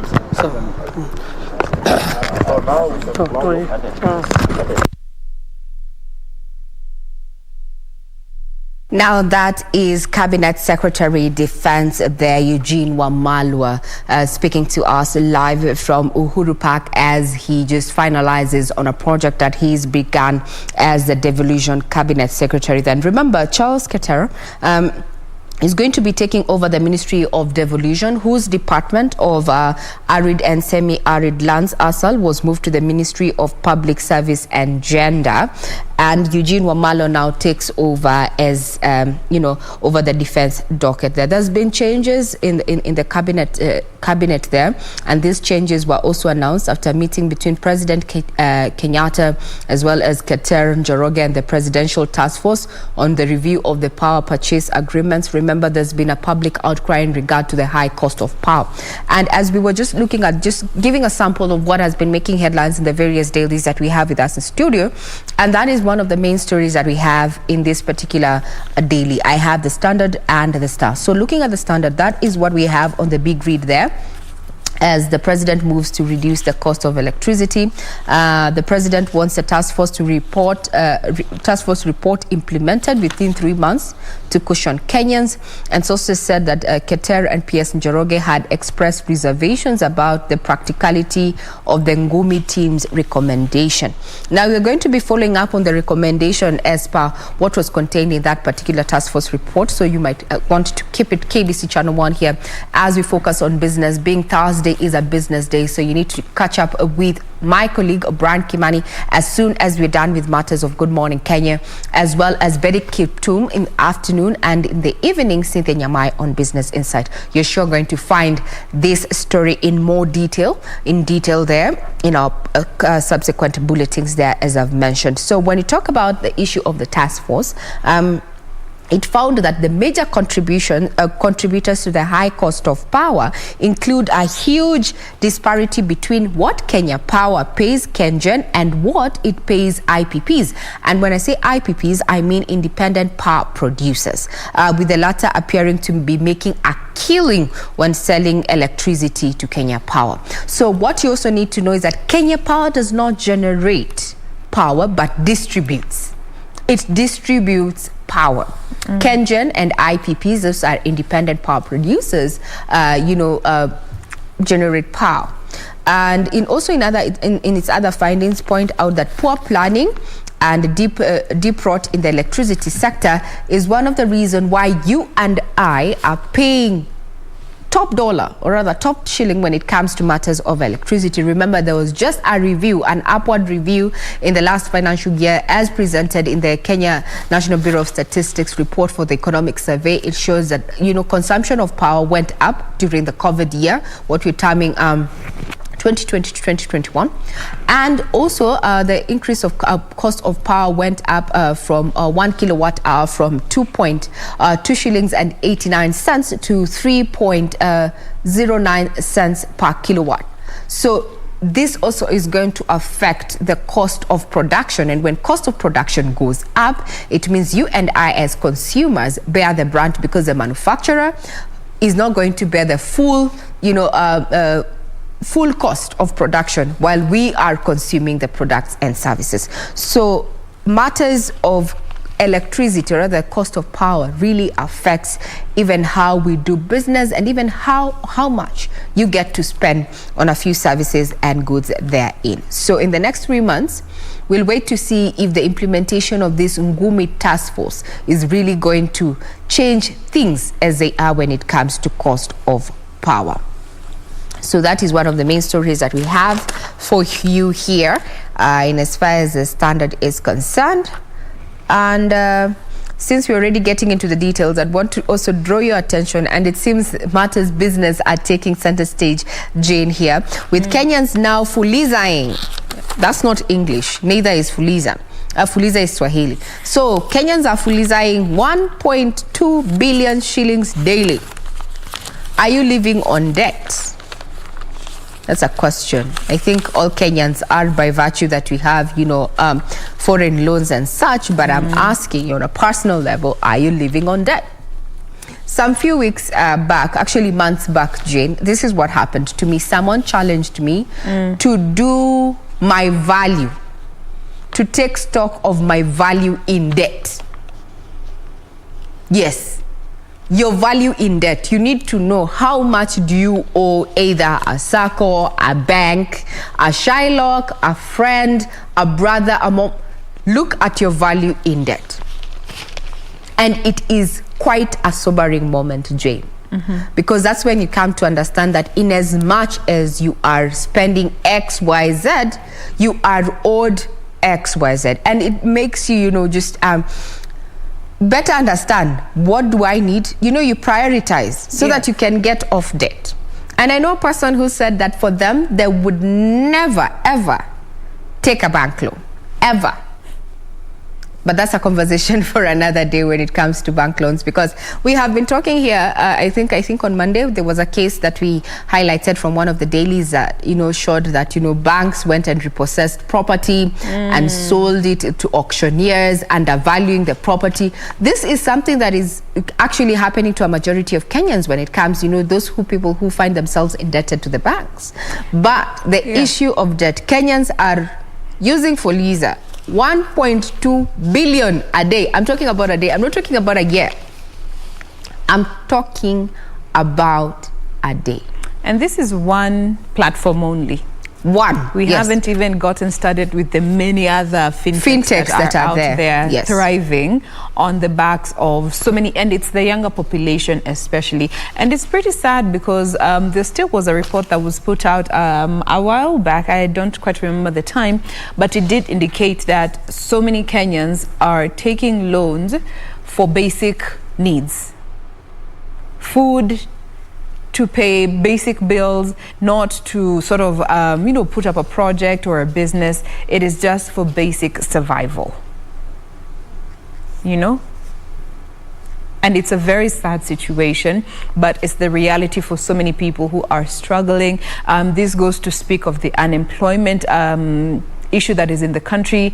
Underemployment also is a problem that many people don't realize until you come to realize when it finally hits you, like, yo, I have been underemployed here for so many years and I need to do better, or I need to leave a so-and-so organization. But then again, 1.2 B a day from one platform. Fuliza is relatively very new. I don't think it's been over a couple of years since it was introduced. It was launched in 2019. Yes. It was launched in 2019, while M-Shwari was launched in 2012. And what this particular report indicates is that Kenyans have opted to go for Fuliza, unlike M-Shwari. Because if you look at the performance between the year under review, that is the 2020-2021 financial year, there was, this is as per the Sustainable Business Report from that particular telco, 94 billion shillings. The telco lent 94 billion shillings through M-Shwari over the same period. That's a 27% drop from 129.6 billion the previous year. Mobile money. Can you imagine how life was before phones? Man, it's the same way. Looking at this story concerning electricity and the prices going down, you can imagine how much pressure you get when there's no power. The need to say ndo nakumbuka sija charge simu, ndo nakumbuka sijafanya nini, it's, daylight is almost running out. The pressure you get when you don't have electricity, which has now become a basic need for so many people, if I may say so, it's having such news that prices are going to go down is such a relief. It's such a relief because electricity has become a basic need. Talk about electricity, if not even just electricity. I think the other dependency that we are cultivating in the 21st century is the internet. Then there's that. Okay, personally, I can survive without the internet, but I would prefer to have it. It's a preference, but I can survive without. Can you, like Facebook, Instagram, Twitter? Yes. All that. I can comfortably stay away from the socials. And when you say internet, we also mean WhatsApp. Even WhatsApp. Like you can stay off. I can. Comfortably. You're mature. You are the mature peeps we are looking for. Where? For real. I can, do away with it. I would prefer to have it, but when push comes to shove. Okay. Then the other dependency we have is of our phones. Nayo kuwa na simu nayo ni muhimu. Communication. Let alone the communication, it has become everything. You do your emails on your phone. You literally. You check your calendar, you check your time through your phone.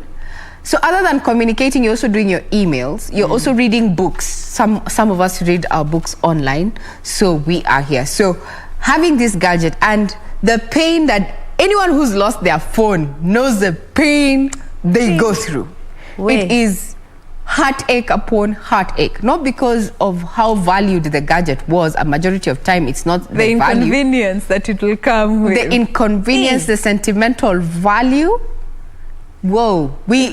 As they say, technology is driving the fourth industrial revolution. We are here. I read somewhere, it's an article I read, and I saw some technology that has come up to embed a microchip onto you. Like you have a microchip in your body, and it saves you all that. Like when you're going to the airport, you just scan your arm or something and all your details appear.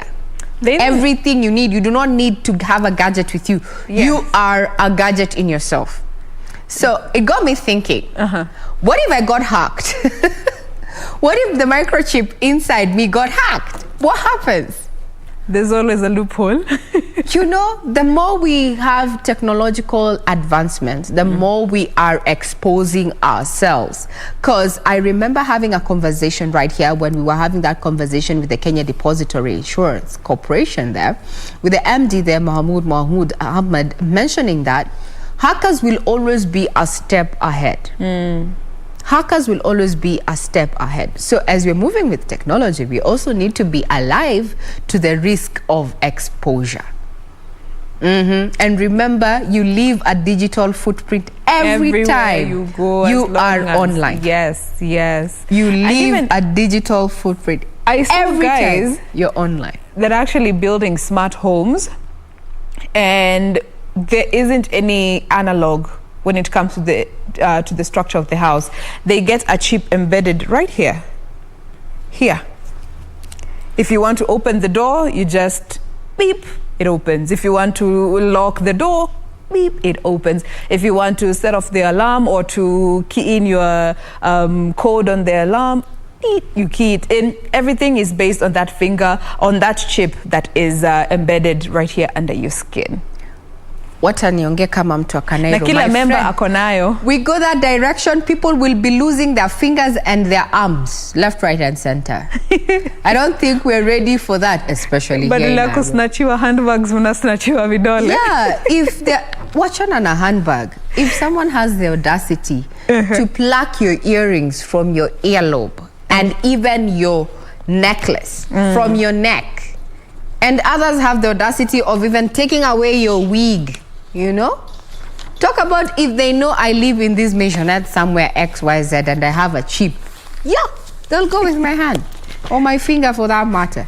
I don't think we're ready for that, but hey, that is where we are going. We might not experience it in this day and age in the next 20, 50 years, but technology is here and it's not going away. I mean, look at how we are, you know, everything is on cashless transactions right now.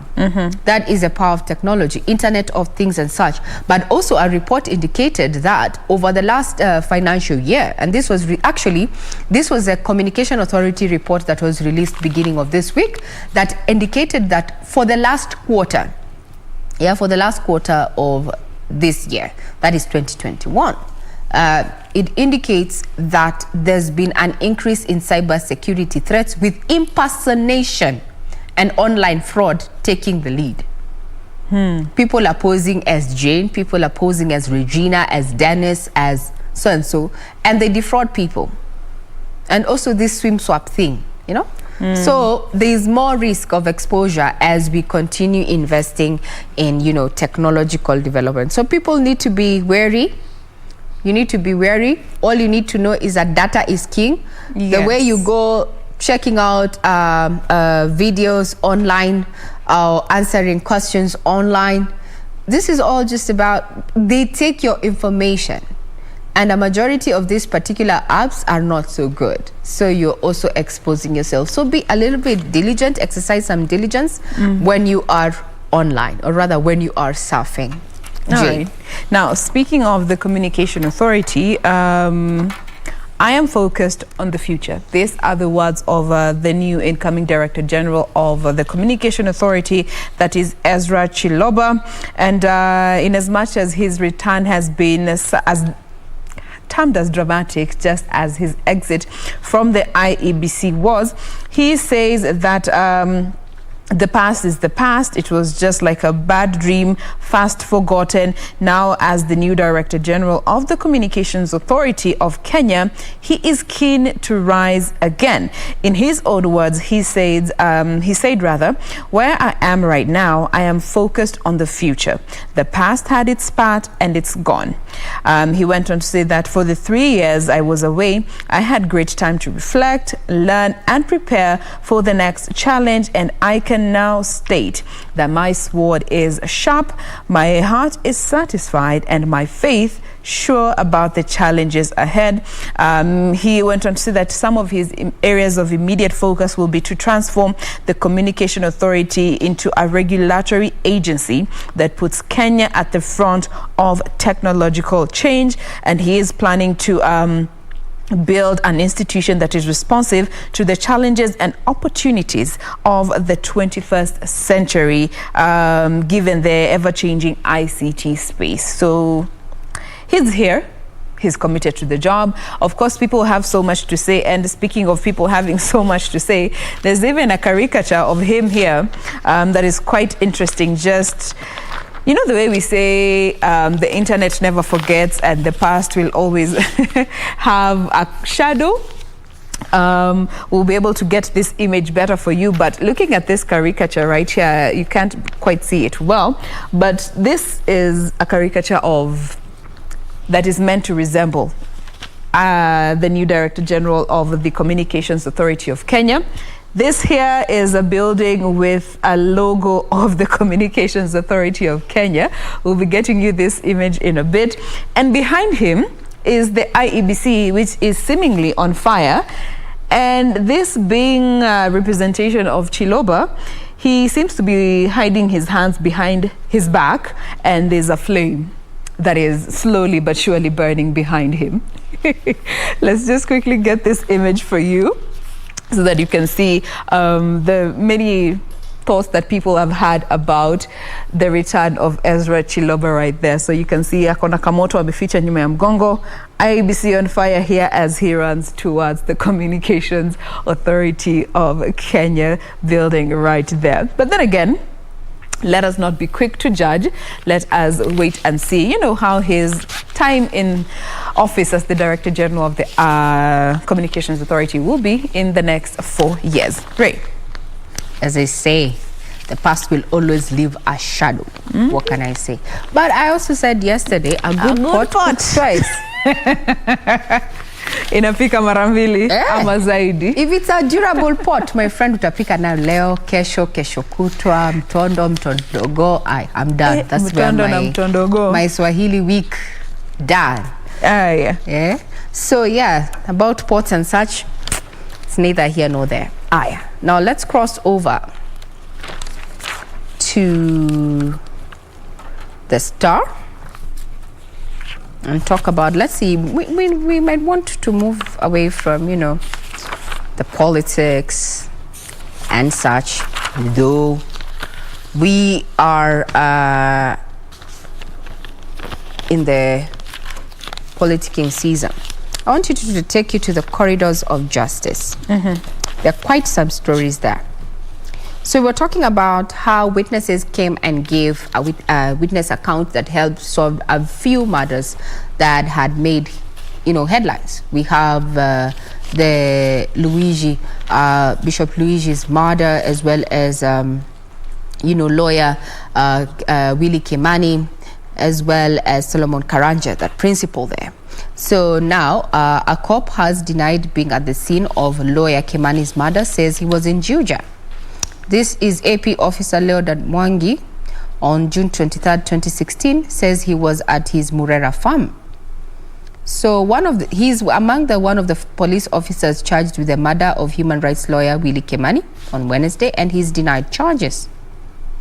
You know, however, the court also heard that while his colleagues were writing statements in regard to the death of Kimani, his client Josephat Mwenda and driver Josephat Mwirori, he guided Officer Olesina and others to his house to conduct a search. He had rented a place in Mlolongo. The officers took the inventory of what they found on 4th July, and there was a Huawei handset on a red Masai shuka and 3 polythene bags. So the bodies of the 3 were reportedly driven to their deaths at 7 p.m. in a thicket in Mlolongo, and they were dumped in a river in Oldonyo Sabuk and recovered 1 week after. We'll still be keeping tabs on what is happening in regard to that particular case. Crossing over to still another story from the corridors of justice, we're talking about the Joey murder, the murder of business lady Monica. So Joseph Irongo alias Joey, who was charged with the murder of businesswoman Monica Kimani, called a witness on the night she died, asking for paraffin to burn some stuff. I take that again. And this is just reports from the courts yesterday. So Joey, who is charged in the murder of businesswoman Monica Kimani, called a witness on the night she died, asking for paraffin to burn some stuff. This is according to Brian Kasaine, who told Justice Grace Nzioka that on the night of September 19th and 20th, 2018, he was asleep when with his wife, when Irongo called him through a WhatsApp asking for paraffin or anything flammable, or even an air freshener. That is according to a witness who took to the stands yesterday. He added that Irongo sounded odd and hyper. So prosecution counsel Catherine Mwaneki asked whether Irongo specified what kind of stuff he wanted to burn, but he said he did not mention it. Kasaine was a friend and neighbor to Irongo and his ex-fiancée Jackie Maribe, who is a co-accused at the Royal Park Estate in Langata. What can I say? Hakunanga siri ya watu wawili. We'll also be keeping tabs on any development in regard to that particular, court case there, where Joseph Irongo alias Joey is charged with the murder of businesswoman Monica Kimani. To Eugene. Yes, let me just touch on a bit of politics. It has been some of the major stories here on the Daily Nation are on that particular area. And then, of course, we've touched on the reshuffle, the mini reshuffle that was done yesterday, as was aired by the spokesman of State House. But as we bring this segment to a close, just to touch on this particular story here, concerning what is happening within the ODM party, with Raila Odinga sending warning shots to Wanjigi after he opened parallel party offices. And he just went on to say that there will be discipline measures that will be following those who will be opening parallel offices without the approval of the national office, and they will face disciplinary action as a result, because they are not supposed to do so. And this, in as much as they didn't mention names, but this was clearly targeted to Mr. Wanjigi, who has been critical when it comes to Mr. Odinga and has been accused of by officials of opening these offices without the approval, and it is contrary to the ODM's party policies. And on the other hand, we have ODM chief who is set to attend a key KANU meeting this morning. Also, those who have been invited to this particular conference by KANU party leader, that is Gideon Moi. He has also extended an invite to Musalia Mudavadi, Kalonzo Musyoka, as well as Wetangula. And as per what experts say, they expect Gideon Moi to declare his presidential bid at this particular conference. And given ODM leader is not invited just as any other attendant, but as the chief guest in this particular conference. So we'll see how that plays out once that conference is underway. But for now, we want to bring this particular segment to a close. Remember, this has been in the headlines, where we just have a look at what the papers have for us. But right now, we want to move on to all more that we have lined up for you. And of course, this being Entertainment Thursday. Ray, utatufungia kama neno? Kabisa. You know, when we mentioned that Thursday is a new Friday, I have a few of our viewers who are actually thinking that today is Friday. Well, can I say we shape opinions right here on KBC Channel 1 every morning, so to speak. So Thursday is a new Friday. We didn't say that you don't get to go to work tomorrow. Tomorrow is Friday, but as far as we're concerned, Thursday is a new Friday. So Kinani Waimbu, we have Wanyonyi, Victor Wanyonyi Barasa, as well as Mombi Ireri, Barasa Enoch, Genesio Karaoke, Jega Shusha, Josephat Okindo, and Omondi Nyangla. Yes, Nyangla. Well, it's Thursday, but we're doing it the Friday way. So do keep it right here. Lots of entertainment coming your way.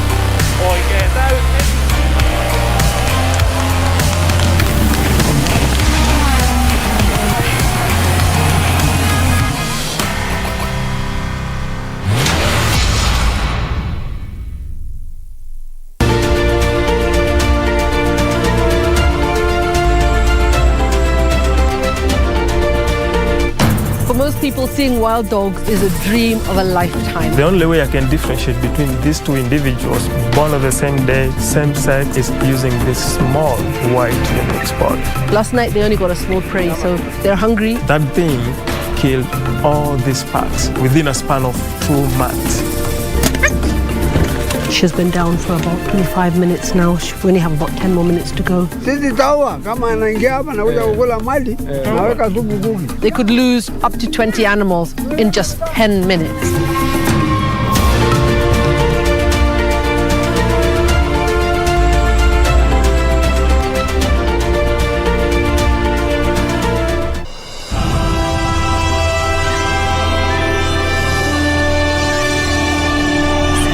you want to know if I raped Madame Sati, I did not. She tried to seduce me. If I go against the incarnation of Horus, I will not be forgiven by Osiris. Just trust me. You only have to deliver this drink to the Pharaoh. Asenath is back in Avaris. Asenath, the daughter of the priest? I only request that the meager slave be killed, dear Potiphar. That's right, Judah. We can't rest until we find Joseph. I miss my son Joseph more than anything. I would be the happiest man in all the lands if a merciful soul would come to me and tell me that Joseph is still alive in some corner of the world.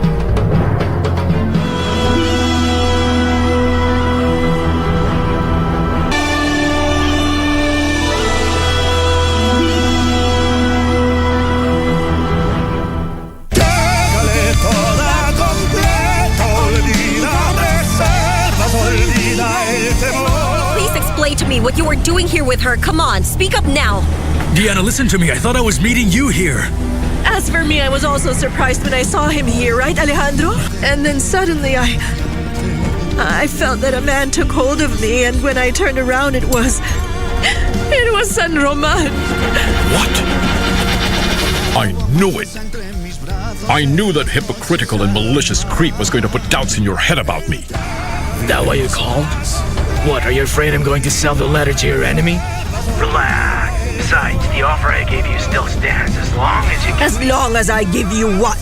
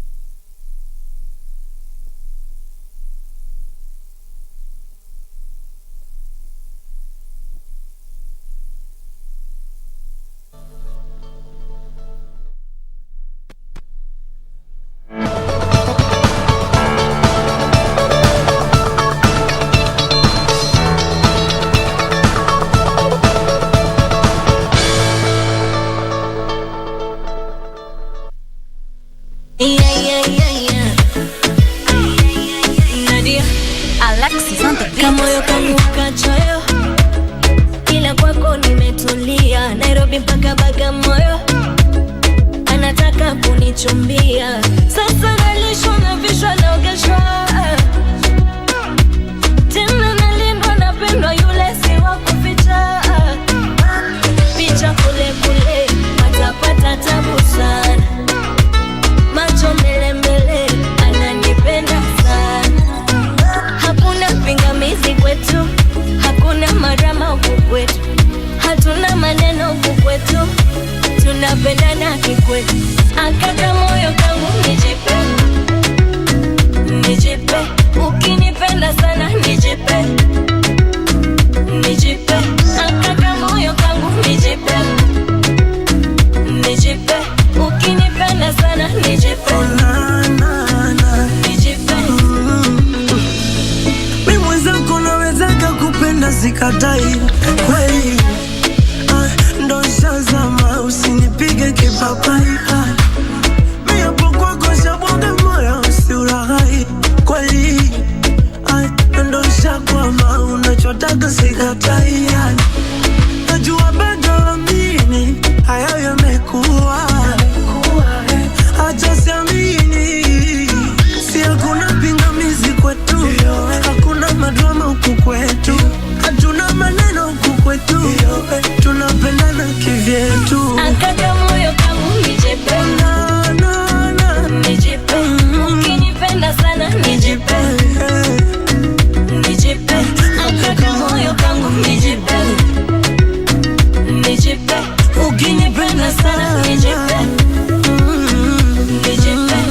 Mapenzi malofu na we shida uraha nitapona na we. Nataka kapicha na we, kumbusho pale tumetoka na we.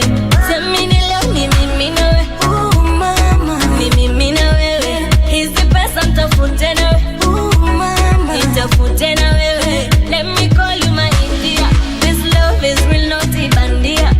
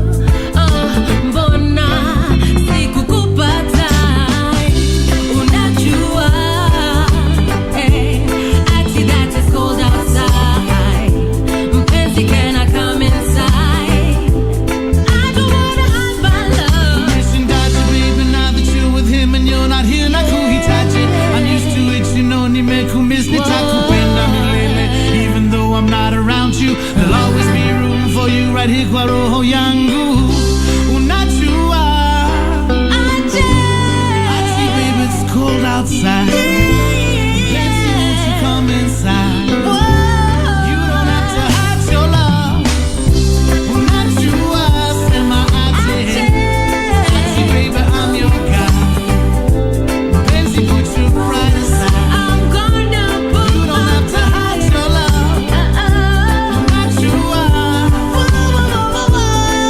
baby I'm your guy Fancy put your pride aside You don't have to hide your love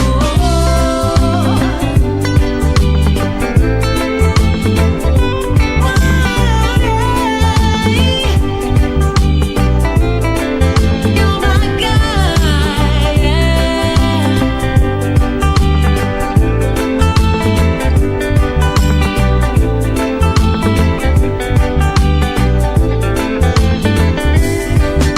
Sema, mpenzi how you been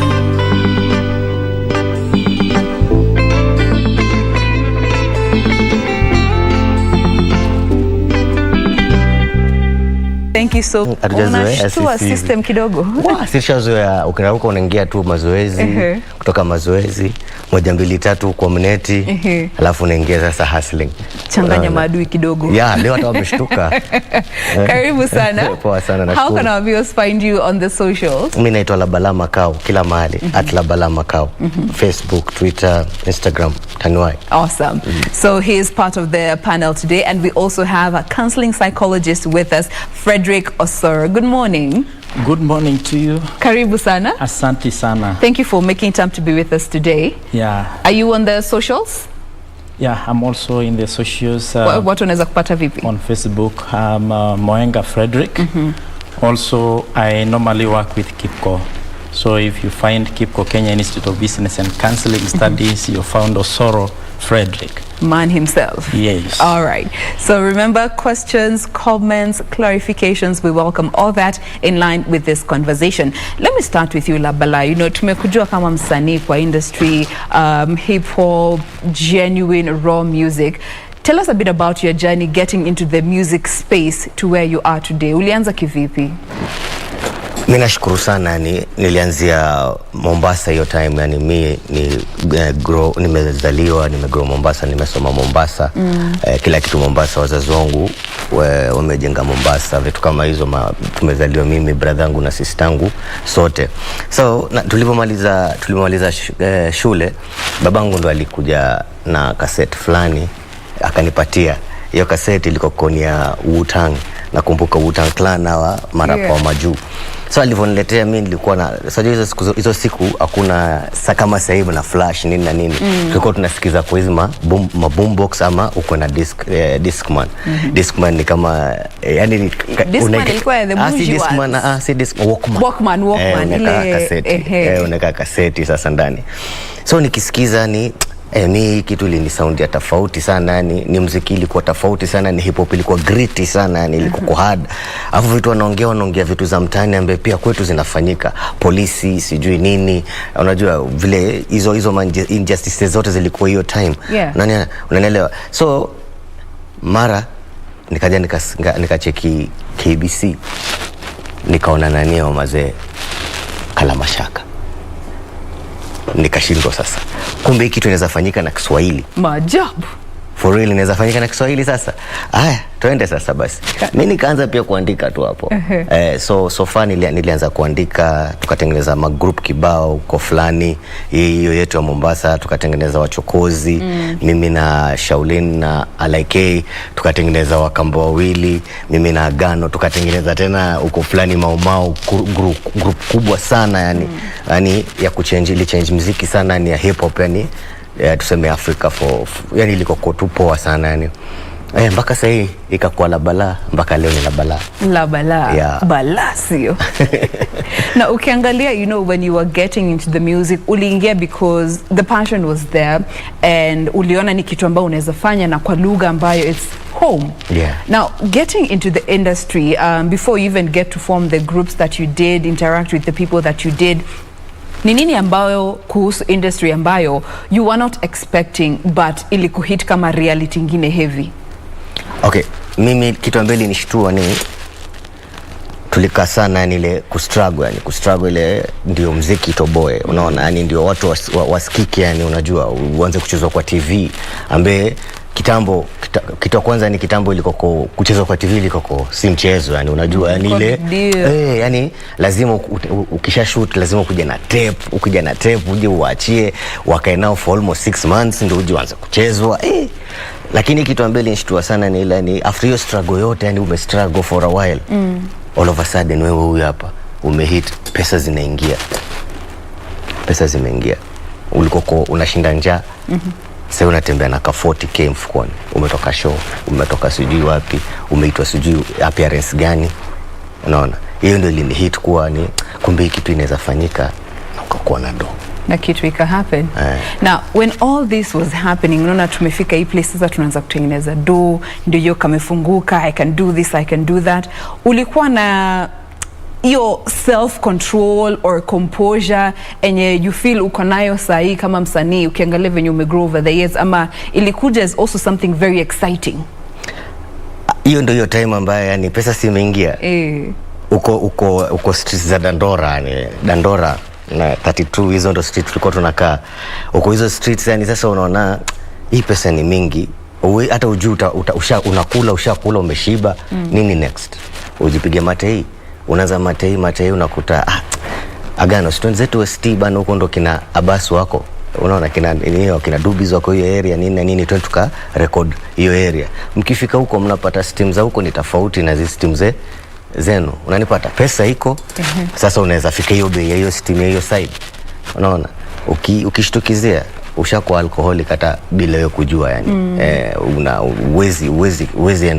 uwezi kwenda interview bila kutei, uwezi kwenda, hata tulikuwa na show pia kwa TV na radio, mimi na Agano, uwezi kwenda show bila matei. Ukiitwa meeting labda lazima ushuke River Road ujipige ka kitu fulani ndio ukuje sasa, unaona. Alafu after hapo sasa, kwa sababu do bado iko steam ina change, unajipata sasa unaanza kuweka matembe, hiyo itoshi sasa, unaanza kujiwekea matembe, unapata. Naona pia jeshi yangu niko nayo hapo hivyo, wengine wakaona hii sasa nayo pia haitoshi, tuanze kunyunyiza kwa nini, kwa sigara, unaikunja unavuta. Wakaona wengine pia tulitoboa tu nao pia haitoshi, sasa watu wakaanza kufanya nini, kujidunga. Steam sasa inaanza kupanda tu, yani kwa sababu uko na shilingi. So katika hiyo process yote nakumbuka vizuri, so si unajua sasa ushaanza kuharibu. Watu wanajua tukita la balaa ananuka pombe, tukita la balaa yani amekula vitu fulani za blue, mdomo ni blue, so hata ukimwangalia anaongea tu hivi kwa interview nini, so usite la balaa. Hiyo story la balaa chana nayo, ilianza ku affect career. Sasa si ukawa uitu show, uitu tena interview uko tu. So hakuna pesa sasa kwa sababu hakuna pesa sasa, hauwezi ile steam tena, unalipata ile steam ya pesa kibao, uwezi sasa, unaanza sasa kushuka unajipata sasa, so ulikuwa unakunywa ma old monk nini na nini, sasa umeingia changa mtaani. Sasa unakunywa changa, sasa ni wewe ndio hata unarausha huyo madha, unambishia mama umeamka, ukitetemeka yani, na wewe ni msanii. Sasa hiyo hata mimi mtaa yangu waliacha kuniita msanii, wakaanza kuniita ule rasta mlevi ule, yani hiyo jina usanii lisaulika kabisa. Hata nilikuwa na ukoto huko chini man, nimelala kwa mtaro. Kwa struggle. Ilikuwa struggle. Now shikilia tu hapo kidogo, let me come to you Fredrick. You know, the entertainment industry, on one side it is an industry that is phenomenal, that so many young people are thriving in, but on the other hand it is also bedeviled when it comes to dependency on some of this, for lack of a better words, let me call it stimulants, because most of the time people need to be stimulated. What relationship do you find when it comes to the dependency between a drug use and functionality, and more so in the entertainment space? Yeah, I find a big relationship. Even as I'm listening to Labara, I'm picking very clear relationship. First, they tend to look for something that can make them gain more courage. And also, when we look at entertainment itself, there is when we are defining entertainment, let us first define what entertainment is. Entertainment, I look at it as obtaining pleasure from a certain event, from a certain activity, which can be performed by self or others. And you find that addiction also is coming from certain pleasurable activities or pleasurable substances. There is a very clear relationship. So when I'm looking at it in two perspectives, the first perspective is entertainment itself can turn around to be an addiction because of the pleasure you gain by performing a certain activity or getting involved in a certain event. For example, in the music, there is that desire to keep on getting deeper, getting higher. And again, there are some other vulnerabilities that come that when most artists start gaining fame, start gaining some money, they tend to desire a certain lifestyle. And maybe they have learned from others who have come before them, who have also developed in some way. And you see, this kind of entertainment, for example, music, is very pleasurable, and also the fame is very pleasurable, such that it is attached to certain objects. Like now, when we listen to a music, listening to Labala, we may not only like his songs, but we could also identify, associate his dressing style. Like the way he is today, he looks more like Labala. Yeah, so there are people who could desire, even young people could desire to imitate even that kind of dress code. And even a t-shirt or whatever is associated with him, even the shoe, I can see this shoe. And you see that all these kind of activities and objects that are associated with the pleasurable event, even in that event, in that show, maybe there are some terminologies that were used that were very pleasurable because of the entertainment itself.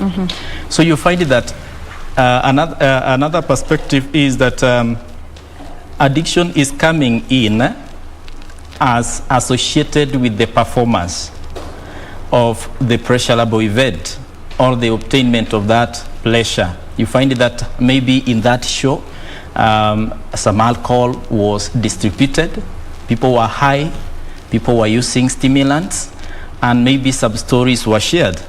So you find that other musicians, other artists tend to also get into that. On the other hand, you find that addiction itself is of course a disease. Yeah, we define addiction as a disease that is chronic and a brain disease. It is chronic in that it has no cure. It can only be managed, and managed especially when the person is participating. And so you find that it developed from a substance of abuse or a certain pleasurable behavior that was performed for a longer period of time, and there was a repetition of certain activities involved in seeking the pleasure, obtaining pleasure through a certain behavior or through a certain substance. Okay. So you find there is an association between entertainment and addiction. This association, I look at it in the way they both influence the mind. You find both substances like alcohol and stimulants tend to increase the level of dopamine, a pleasure hormone, of course, and you feel happy, you feel high. Because the pleasure, the happiness is so high. As well, any other pleasurable activity, especially we don't say that the activities are pleasurable in themselves. It's only a perception of a person, the appraisal that this activity is pleasurable and maybe important. So you find it also increases the level of this happy chemical. So you find that a person is as well happy. So when the two of them are tied together, the condition become worse because the person will tend to increase performing such behaviors, and as well you find that increasing taking the substance. And now it can happen in many levels. You find that a person attempt or test a certain stimulant and then realize that there is how they are feeling, maybe some courage, there are those new feelings, and then they try to test if they can associate it with the performance, like they show to feel high or to forget the stress. You know, sometimes they set some standards and sometimes they feel like they are not doing enough, not performing enough, I'm not getting where I should be, I'm not living to that lifestyle that I desire.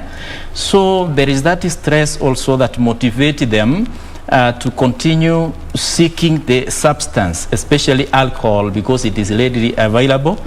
But again, we realize that many of the artists are using other drugs that are highly addictive. Okay, now before we even get to continue, I'd like to just throw in a disclaimer at this particular point. Yes. This discussion is not meant to be discriminatory in any way whatsoever, or shape, manner, or form. We are here to educate and to encourage and to offer potential solutions. So if you feel you are part of the group that can relate to this conversation, we are so welcome to share with us your journey, your thoughts, and questions that you may have in regards to this conversation.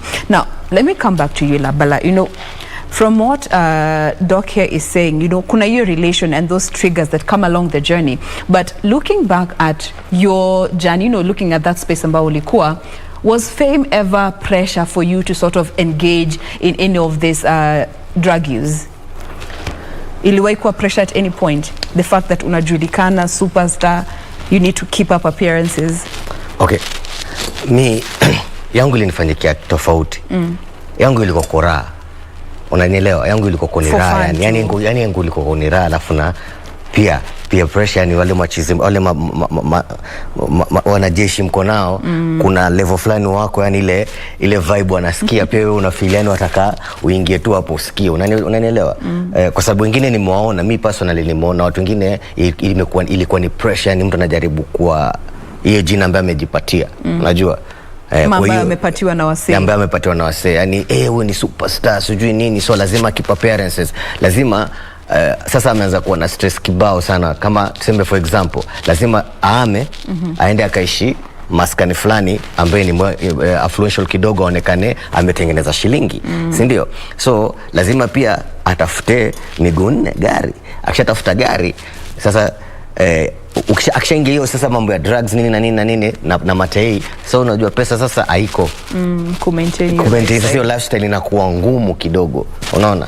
Nimeona wengi wao hiyo design ikiwa ndio inawapeleka. Mimi yangu ilikuwa tofauti, yangu ilikuwa kwa kujibamba mazee, hiyo yolo yani ilianzia hiyo area, yani hizo enzi zetu yani ilianza huko, yani ni saa hii, kama si sasa ni sasa hivi, unajua?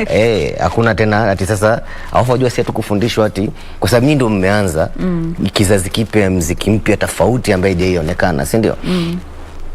Hakuna mtu alikuwa mbele kidogo hapo awafundishe kuinvest, awafundishe sijui kufanya nini, ndio peleka hivi, ndio fanya hivi. Hatukuonyeshwa sisi, unaona? Kila kitu ilikuwa tunaenda tu tukitengeneza roadmap yetu wenyewe, figure it out, twende tu tujirushe.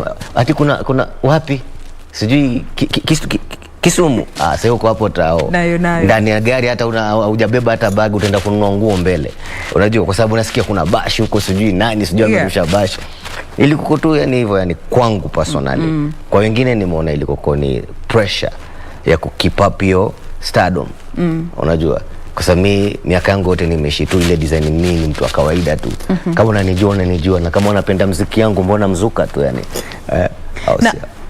Ili affect aje muziki yako, like professionally speaking, when it comes to now wewe as an individual, na venye unaandika muziki, venye una produce muziki, process zako za kuandika muziki na kuweka hapo nje, how was it affected directly ukiangalia the impact ambayo hiyo kula raha ilikuwa nayo?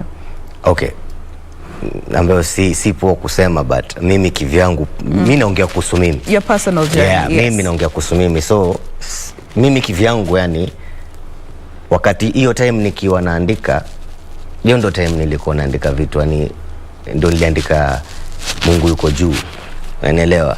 Kumshukuru vile ambavyo hiyo struggle imekuwa, ndo niliandika masong zile ambazo ziko deep kidogo, yani kwa sababu nilikuwa sometimes yani after ushakunywa usiku ile mate imepungua, unaanza kujiuliza sasa ni nini, what am I doing right now? Nafaniwe niko mahali fulani, hii niwe nishatengeneza show nyingine, niwe nishafanya hivi na hivi na hivi, sasa mbona niko hapa yani? Naona hapo sasa ndo nashtukizia, yani naandikia kama song fulani niliandikia mamangu, nikamwambia siku inakuja usimind, nitabadilika, nitakuwa mtu poa. Unaona, yani hiyo time yani muziki yangu ili change kidogo, kwa sababu ikifika ile time ambayo ndo nimekuwa soba sasa kidogo tu hivi, naanza kufikiria kuandika nini na nini. Kitu ambacho ili affect sana ni nilikuwa siwezi fanya video, nilikuwa sina do ya video, sina hata ile nishakata uhusiano malinks kibao za watu wa TV nini na nini, kwa sababu anajua huyu ni mlevi, huyu hatuwezi muita. Sasa unaona, hiyo ndio iliniharibia muziki yangu sana, but part ya kuandika nilikuwa sawa. Okay, now allow me to just use that particular space and come to Frederick, because we have seen even, and not just you Labala, nimepia on so many other people saying, when I am intoxicated, ama senye niko high, that's when I am able to write such beautiful music. I don't know, how does that work? High functionality and still being under the influence of something. To me, that could interpret a level in the progression of the addiction. Because at the experimental stage, a person does not feel like they are tied, and they don't feel any change, any influence. Even if they feel it is not a big impact. Then when they progress until they get dependency, that is when you come to realize there are some things you can't perform well without the substance. You become dependent, and especially you must have started using because of a certain problem, maybe to solve a certain issue or to add something. So I could like to appreciate the journey that Labara has walked. In fact, it's not easy when a person reaches that point to realize yourself, because a person may think that it is better when I am high, I am under the influence, because now this person is motivated when under the influence of the substance itself, and we call it dependency stage. It involves, in fact, a lot, even withdrawal, that when you are not under the influence of this substance, you find that there are some things you can't do well. It's like, and again, in the withdrawal, still you can feel like you are not comfortable when you have not used. You must use in order to perform well. And now it means at that level, this kind of a substance has interfered with the normal functioning of the body. And you will find even tolerance. A person might even increase using, because the dose that you used yesterday, you have to increase the dose in order to experience the same effect. So I find that relationship as a kind of a dependency stage, which is very dangerous. Even if a person may seem functional, it might have reached a level that is very dangerous. Okay. Now, nataka kusema kitu, mimi wajua yangu ndo najaribu kusema ni personally, mimi si ati nilikuwa not for everybody. Ndio ati nikikuwa high ndo nilikuwa naandika. Okay. Nikikuwa high nilikuwa siwezi andika kitu yote. When you are sobering down. Mimi sasa nilikuwa nikiwa nimeamka hivi niko soba kabisa, ile kujilaumu. Unajua kuna upatu unajilaumu. You're stripping yourself. Sasa ni unajilaumu kabisa, unasema sasa ni nini nafanya man. Nina wife ana mimba. Sai soon tutapata mtoi, tunaishi tunaishi design, yani nimefanya mpaka tumerudi, tumekuwa nikambe masquatter jo, na mimi ni msanii, niko na kipaji, najishtukizia tena nimetoka, nimeenda nikakunywa kwa sababu ya hiyo. So hiyo part hiyo ambaye nafikiria ndio hiyo time waga nilikuwa naandika, ni kwa sababu nilikuwa clear, yani akili ilikuwa clear hiyo time, naweza fikiria yani vizuri yani. Unaona? So what was your turning point? Is it something that happened, ama situation ambayo ilienda south, or something something good happened in your life and you had that sobering moment? You were like, by the way, I can't keep doing this. I can't keep e-cycle going. mi naweza sema ni kitu ya kwanza ni iliko kitu poa kwangu iliniapenia. Ni huyo dem ambaye nilikuwa naye kwa nyumba, unaona, huyo ambaye ame survive hiyo time yote. Nimekuwa mlevi, nimekuwa ni naokotwa huko, nimekuwa nalala saa zingine nalala kwa stairs, nimeshindwa kufungua mlango, yani ame survive na mimi hizo story zote, yani unaona. Afu sasa akona ball, unaona. So kuna siku alitoka tu kidogo hivi, mimi nikatoka na vitu za nyumba, nikaenda nikauza, nikaenda Kutei. Nikirudi nikampata analia. Sasa mimi nimelewa, bala ni at least nirudi na nyama nini, si nimeenda nikatengeneza do. Bala nirudi na nyama nini, mimi nimerudi tu hivyo tena na matei tena zengi na matembe kadhaa. Nikampata analia, akaniuliza ni wewe labda mtoto wako atakuja kukupata wewe ni mlevi. Hiyo kitu silinikula kichwa ni usiku, yani ananiambia wewe ni msanii mkubwa sana, yani hata tukitembea hivyo watu wanakusalimia, watu umesaidia vijana, sijui nani amepitia kutoka kwako wewe, wote yani mpaka wanalalamika, wanasema ni labda tutamfanya nini, yani kwa sababu uko down. Hiyo siku nakumbuka sikumwambia, nilijiambia acha tuonekane naweza kaa 3 hours tu peke yake nikiwa soba, kwa sababu kila time nilikuwa nikiamka hivi so nio imeenda down. Kulikuwa na chupa kwa kitanda, chini ya kitanda, huko kando, yani hata hapa kwa headboard hapa hivi. Nilikuwa nikujuka tu na kuchukua na kufungua na narejea pale nilikuwa jana, unaona. So nikasema acha nikae 3 hours, nikakaa 3 hours. So acha nikae mpaka jioni tuone. Nikakaa mpaka jioni, nikaanza kutetemeka. Acha ndio nitafikisha kesho asubuhi. Nikafika asubuhi mazee, nishaanza kuharisha, nishaanza kutapika. Sasa hizo withdrawal zikaanza. Sasa nikakuta nimemaliza 24 hours. Sinaweza maliza 2 days basi. Tuone basi.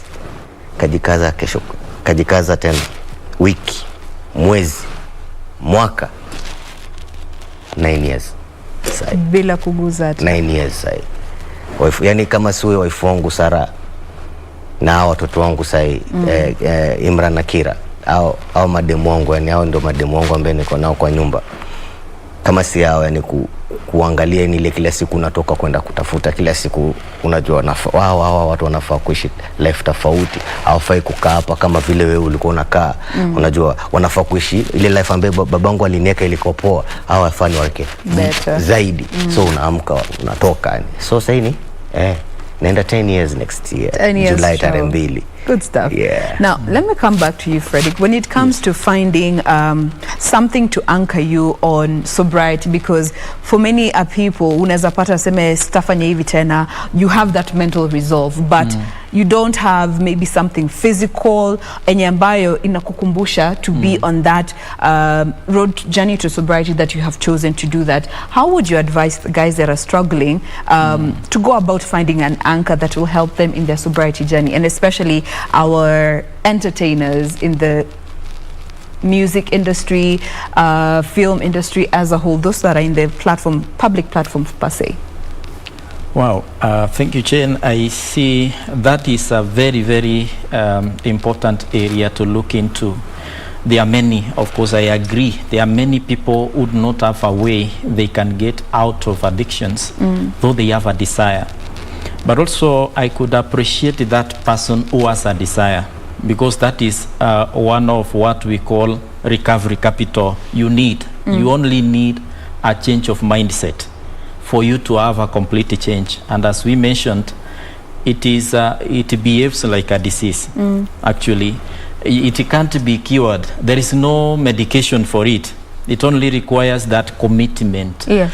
And this person, in case you find a person out there, our viewers, who is willing to stop but does not have a way, the first step is to look for a mental health practitioner. We have counselors in the society, and in these days we have so many rehabilitation centers. And in this rehabilitation center, this person is not going to live in a jail. It is actually a home away from home. The only thing you are going to be assisted is not to use, and because you some substances are very dangerous, you can't just stop. The withdrawal symptoms can actually cause severe illnesses and big problems, and they need to be managed. In this addiction management, what we normally do, we work as a team of mental health practitioners, and we involve also the medical practitioners on their part, because some of these symptoms are physiological. Like now, if a person is in withdrawal and is having severe headache, another person is having hallucinations, another person is depressed. And then when these kind of withdrawal symptoms are managed, and we also have the medically assisted management procedures, which we also use, so that you are going to withdraw without many problems. And also other drugs like alcohol actually interfere with absorption of important nutrients. So this person needs to eat well. So you see, we even need nutritionists for some cases. So there are so many people who are needed in this case. Okay. But now the case manager is a counselor, an addiction counselor. We have addiction counselors. And when this person gets into, for example, a residential treatment program, it is because you could want to be assisted, not to be attempted again. We remove you from triggers. And these triggers could involve even family members. Sometimes we might be blaming these people only to realize that they are infected by the issues of life, issues that are surrounding them. Even some family members could be involved. Some family conflicts and the workplace conflicts, and also the various targets that they have in life. All right. Labala, did you have to go to rehab for your personal journey, ama this is something that you decided na ukaamua kambaya mbaya nitapambana na hali yangu hapa nilipo to get back to where I was? Okay, mi ile kitu najua kama vile daktari anasema hapa hivi, kwa watu ambao wako na shilingi, unajua ni rahisi kwenda rehab, kwa sababu rehab unajua si free ati hivyo, unajua ni rahisi kwenda rehab. Kwa wale watu ambao sasa ni maboi wa mtaa, yani inakuwa ngumu kwa sababu hizi lipa hiyo area, anajifanyia mwenyewe. Kama mimi yangu ilikuwa ni ile kamba mbaya bro, mimi naimalizia tu hapa tu kwa nyumba, tunahara hapa tunatapika hapa unasikia, tunatetemekea tu hapa unaona. Na kama ule ambaye atakayetoboa mbona fresh tu, yani hapo ndio yangu ilikuwa struggle ya kwa nyumba, yani ile yani sitoki.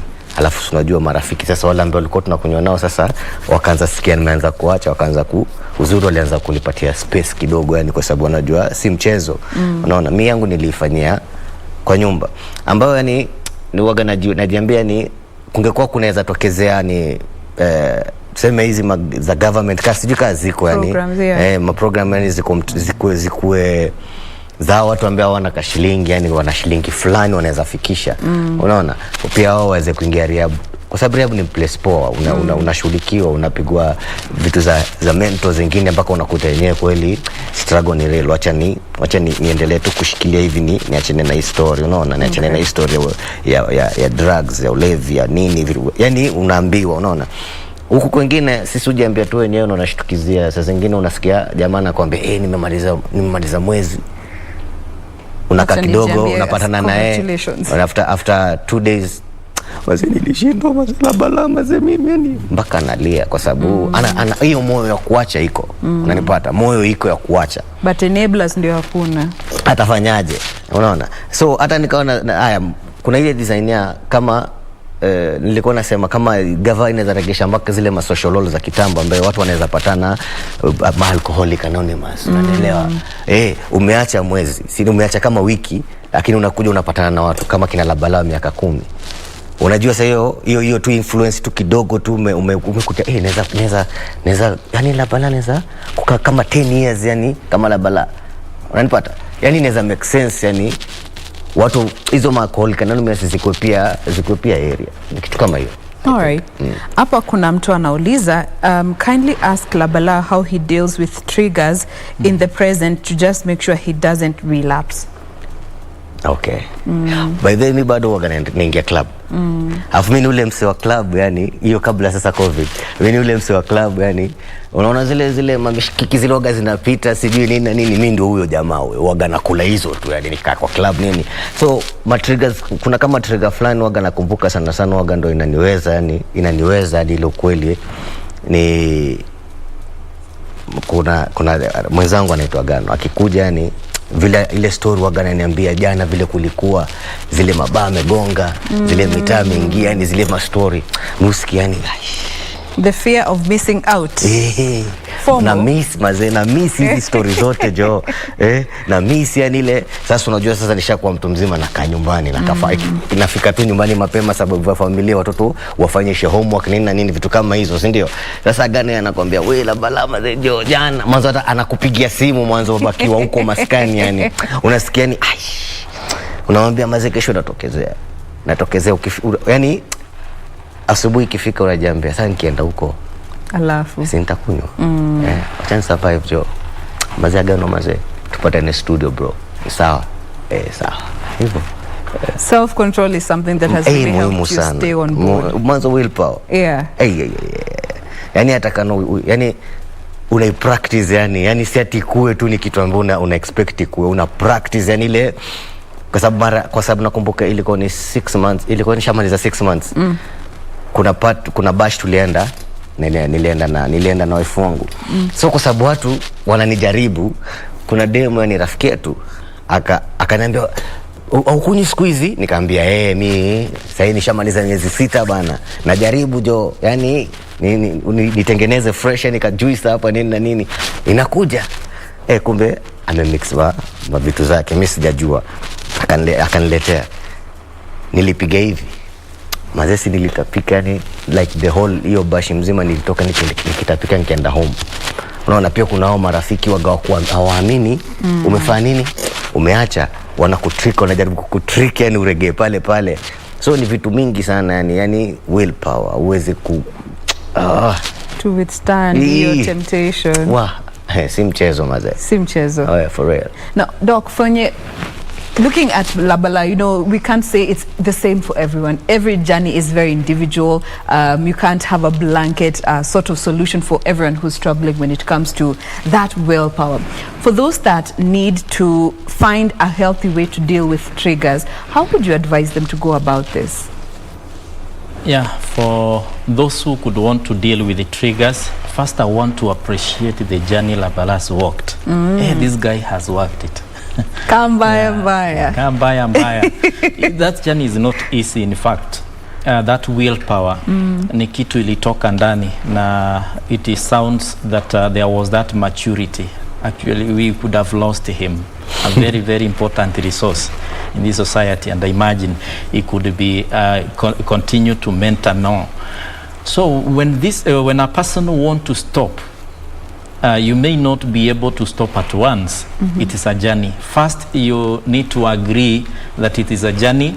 You might get back so many times. We call it relapse, going back to the same behavior so many times. But at the end of the day, you will make it. It's important to talk to somebody.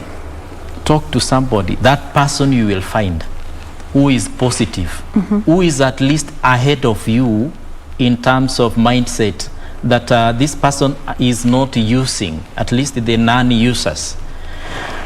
And also to change the company and to walk away from the triggers, because you can't expect to stop when you are still keeping the same friends, you are still keeping the same events that triggers. Because also there is a possibility that some events are associated, even if you don't want. The mind is set in some way that it associates a pleasurable activity with another one. It remembers. There is that memory of that pleasurable activity. So run away from all those triggers. And even if it is willingly, in these days people are willingly taking themselves to rehabilitation centers. And we have people in the society now who are coming up, those who have recovered, just like Labara, who say that Now, of course, I have a rehabilitation center, but I could, if you are willing to stop, you can actually come in for some time, and then we will remove the cost from you. You continue to mentor others.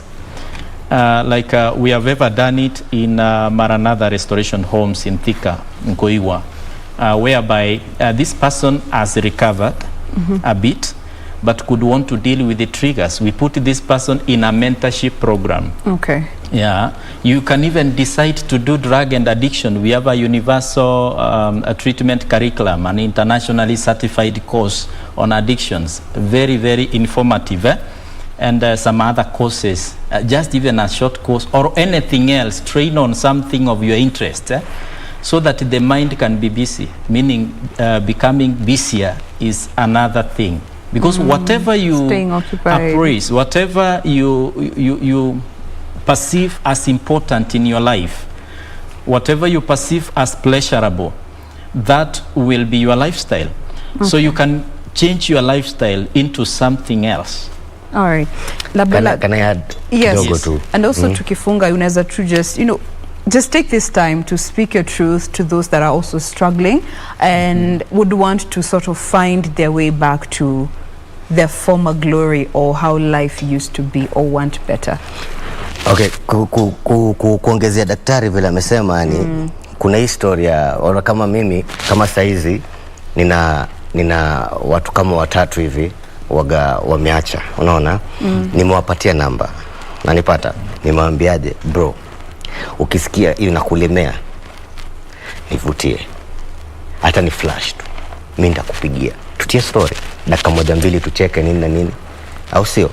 Au majamaa mpaka sasa hii nimestruggle nao for sasa hii kuna ule ambaye amemaliza miezi 6. Ule ambaye ni mingi sana ndio hiyo miezi 6. Wale wengine bado hao wawili bado wako kwa hiyo struggle tu, yani ndio amemaliza 2 months, mwingine sasa ndio iko wiki ya 3, unaona? So ile design daktari anasema unaweza tafuta kitu fanye ama unaweza tafuta mtu ambaye amepitia hiyo story, unamvutia, unakuwa kama mko karibu, mnatembeleana, unaenda kumwangalia. Okay. Kuhusu sasa hiyo story nyingine, mimi wacha nisikudanganya mazee. Oe bro, hizi vitu zote za dunia mazee, na hizi vitu zote upita yani. Unajua, at the end of the day wewe ni nani kwa hii dunia? Kuna purpose ambayo umeletwa na Mwenyezi Mungu yani. Kuna greatness ambayo iko ndani yako man, inafaa unleash watu wajue Mwenyezi Mungu amekuweka hapa kwa hii kazi fulani ya kufanya. Unanielewa? Kama mimi najua nililetwa hapa yani ni rap ama vipi, alafu nikuwe mlevi nipitie nije nikae hapa mbele naanza kuongelesha. Unaona, mimi ndo purpose nimeanza kuona jajani alinipatia. Drugs ni vitu ambaye zitakuwa wewe una fleeting moment yani ya kujipanga, ya kujitengeneza my friend. Unaona, umalize chuo, usome, uni, umalize, utafute job, utafute wife, utafute sijui nini, yani family, yani unanielewa, land, sijui nini uanze kujenga. Hiyo ndio life inafaa kwa hivyo. Si ati ustop mali fulani sababu ya matei, sababu ya drugs nini na nini. Ufanyika kwa sababu watu upitia story mingi sana yani. Watu upitia story kibao. Kila mtu ana story yake ya kusema. Kama mimi na story yangu kusema, wewe najua kuna story yako kusema na shida kibao zinakupitia. Lakini kuna kitu waga unasahau, katika hiyo shida ni Mwenyezi Mungu waga yuko hapo hiyo area, hiyo same time na wewe hiyo place yani. Ukachukua tu hii time umuongeleshe. Umwambie jaja mazee, mali iko noma. Mali imefika yani, mimi nafikiria sasa nianze kwanza kupiga matei glass 1-2 jioni ama nini. Ama mimi nakuomba, hii inaweza, najua hiyo si njia poa, si unipatie nguvu yani niweze toboa. Mwenyezi Mungu wangu. Oe, waga nasikiza, mwanzo upenda kusikiza watu kama mimi na wewe my friend, unajua? Mimi na wewe ndio waga natusikiza bana, kwa sababu sisi waga tumepotea yani, unajua? Sasa huyu nikimvuta huyu, mbona mzuka tu. Huyu anaweza ongea nao watu wengine, au sio mazee? Mimi naitwa Labala. Tanitafuta @Labala makao, na kama unakuta ni mzuka zaidi nitafute Facebook, Twitter ama mahali kokote, ni inbox. Niambie Labala mazee, mimi yani noma mazee, place imefika na shindwa. Tutatia story man. Hata tunaweza ongea. Kwani nini? Tunaweza chat tuka washikaji kama mtu na rafiki yake. Usimind yani, au sio? Good stuff. Kelly Makau, jina ya gava, superstar Labala. Thank you so much for sharing your journey with us. It's not easy mtu kujieka bea hivyo to the nation for others to learn from them. So shukran sana. Keep up what you're doing, Manze. There's a generation looking at you and they are hoping you to be the anchor that they need. Dr. Frederick Osoro, yes, thank you so much for offering your expertise when it comes to this conversation. We appreciate your time. You're much welcome. Absolutely. We're not yet done with Good Morning Kenya. Tuna superstar mwingine hapa ndani ya nyumba. We'll be coming up with him in a bit. But first, tupate mziki kidogo as we gear for the next discussion.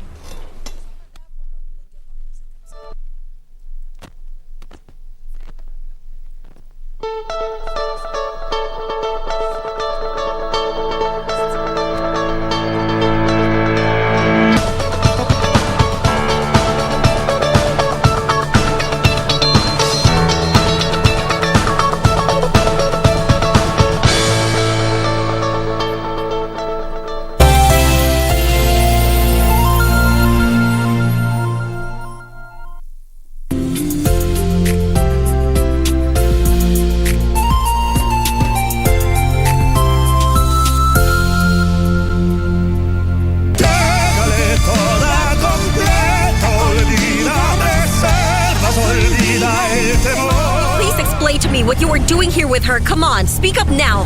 Deanna, listen to me. I thought I was meeting you here. As for me, I was also surprised when I saw him here, right, Alejandro? And then suddenly I felt that a man took hold of me, and when I turned around it was San Roman. What? I knew it. I knew that hypocritical and malicious creep was going to put doubts in your head about me. That what you call? What, are you afraid I'm going to sell the letter to your enemy? Relax. Besides, the offer I gave you still stands as long as you can... As long as I give you what?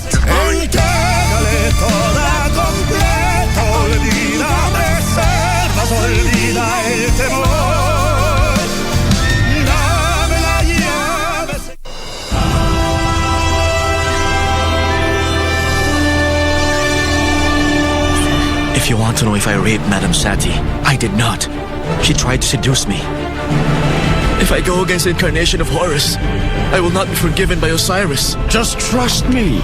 You only have to deliver this drink to the Pharaoh. Asenath is back in Avaris. Asenath, the daughter of the priest? I only request that the meager slave be killed, dear Potiphar. That's right, Judah. We can't rest until we find Joseph. I miss my son Joseph more than anything. I would be the happiest man in all the lands if a merciful soul would come to me and tell me that Joseph is still alive in some corner of the world.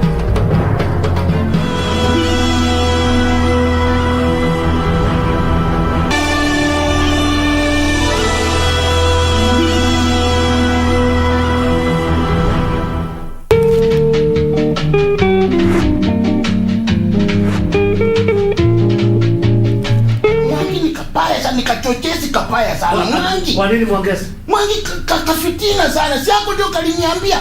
It's a here saying mheshimiwa. Yani that man, he's loyal, he's faithful, he's kind. Mse, watu wanachangwa tipia chuoni, mimi nachangwa tipia thao. Ati? Yes. Objection, mheshimiwa. Objection ya nini? We are back with the final discussion for the day in Ndani studio. I think we're already set, given you a snippet of who we have in studio. Serikali inamjua kama Kivindio Mamayu, lakini wewe na mimi tunamjua kama Mash Mwana Mapozi. Mambo vipi? Nakuaje? Mambo vipi man? Unaniona? Uko fit, unakaa poa. Habari ya masiku? Uko poa sana. Shukuru God. Umekuwa faithful, bado tuko hapa. Bado tuko hapa. Yeah. Manze hiyo video ulikuwa myang. Yeah, I was young. 16. Umejiona? Nimejiona, niko like wow. Hajachelewa. Good stuff.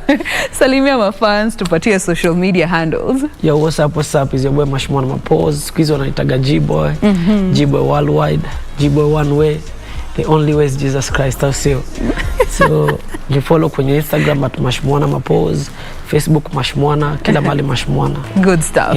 Now, nataka tu kujua, you know, the past 2 years as a country imekuwa tricky for so many people. Imekuwa vipi kwako, especially ukiangalia craft yako kama msanii?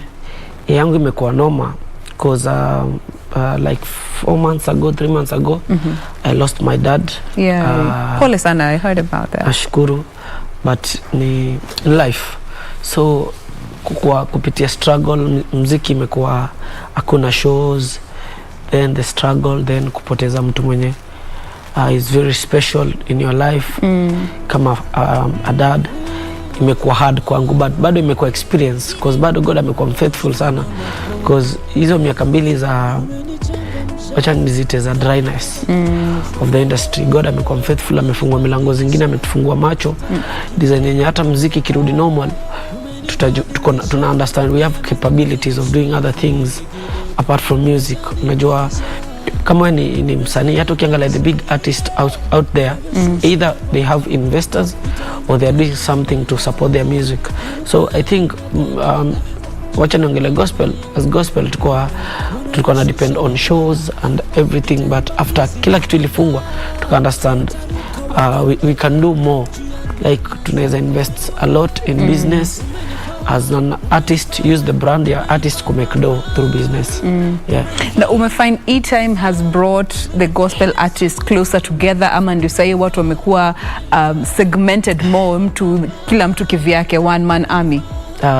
Unajua music apart from ministry, music is business. At the end of the day, at the end of the day you need to make money to make videos, make money to live, and umepata right sahi kuna wasanii wengi sana wanado ya kutoa music, so unapata either wengine wanajificha. Unajua hiyo watu wengi wako depressed, sitakudanganya. There are people who are depressed, wanashanga watatoa wapi do, wanashanga gava itatusaidiaje, because right now ukiangalia utaona watu politicians wana meet and unapata big clubs zimefunguliwa hata kama ni 2 hours, but iko wapi hiyo chance ya wasanii kuweka show? Hata kama wanaambiwa ni aje wekeni show 3 hours 4 hours, wakiweka show zinafungwa the sub of the influence. But hiyo influence inafanya kuna mama na kulapo gava inachukua hapo tax. Yani kuna watu wengi sana wanategemea muziki yenye sahi unapata watu wako home, wako desperate, but hawezi sema because wao ni kioo cha jamii. Hawezi haribu kioo ya jamii ukijaribu kujionyesha au yuko poa. Lazima uoneshe wase tuko poa, ndio because kuna watu wengi wanatuangalia, wanatutegemea. So ukionyesha uko weak umewamaliza wote. So imekuwa noma sana, but tunaendelea push nangangana a day at a time, kila siku. Na hebu tuangalie sasa zile projects ambazo umefanya recently, kama msanii, just in as much as things are not working out, wezi kaa tu hapo useme ni kubaya, hata ningoje vitu zikuwe fiti kidogo.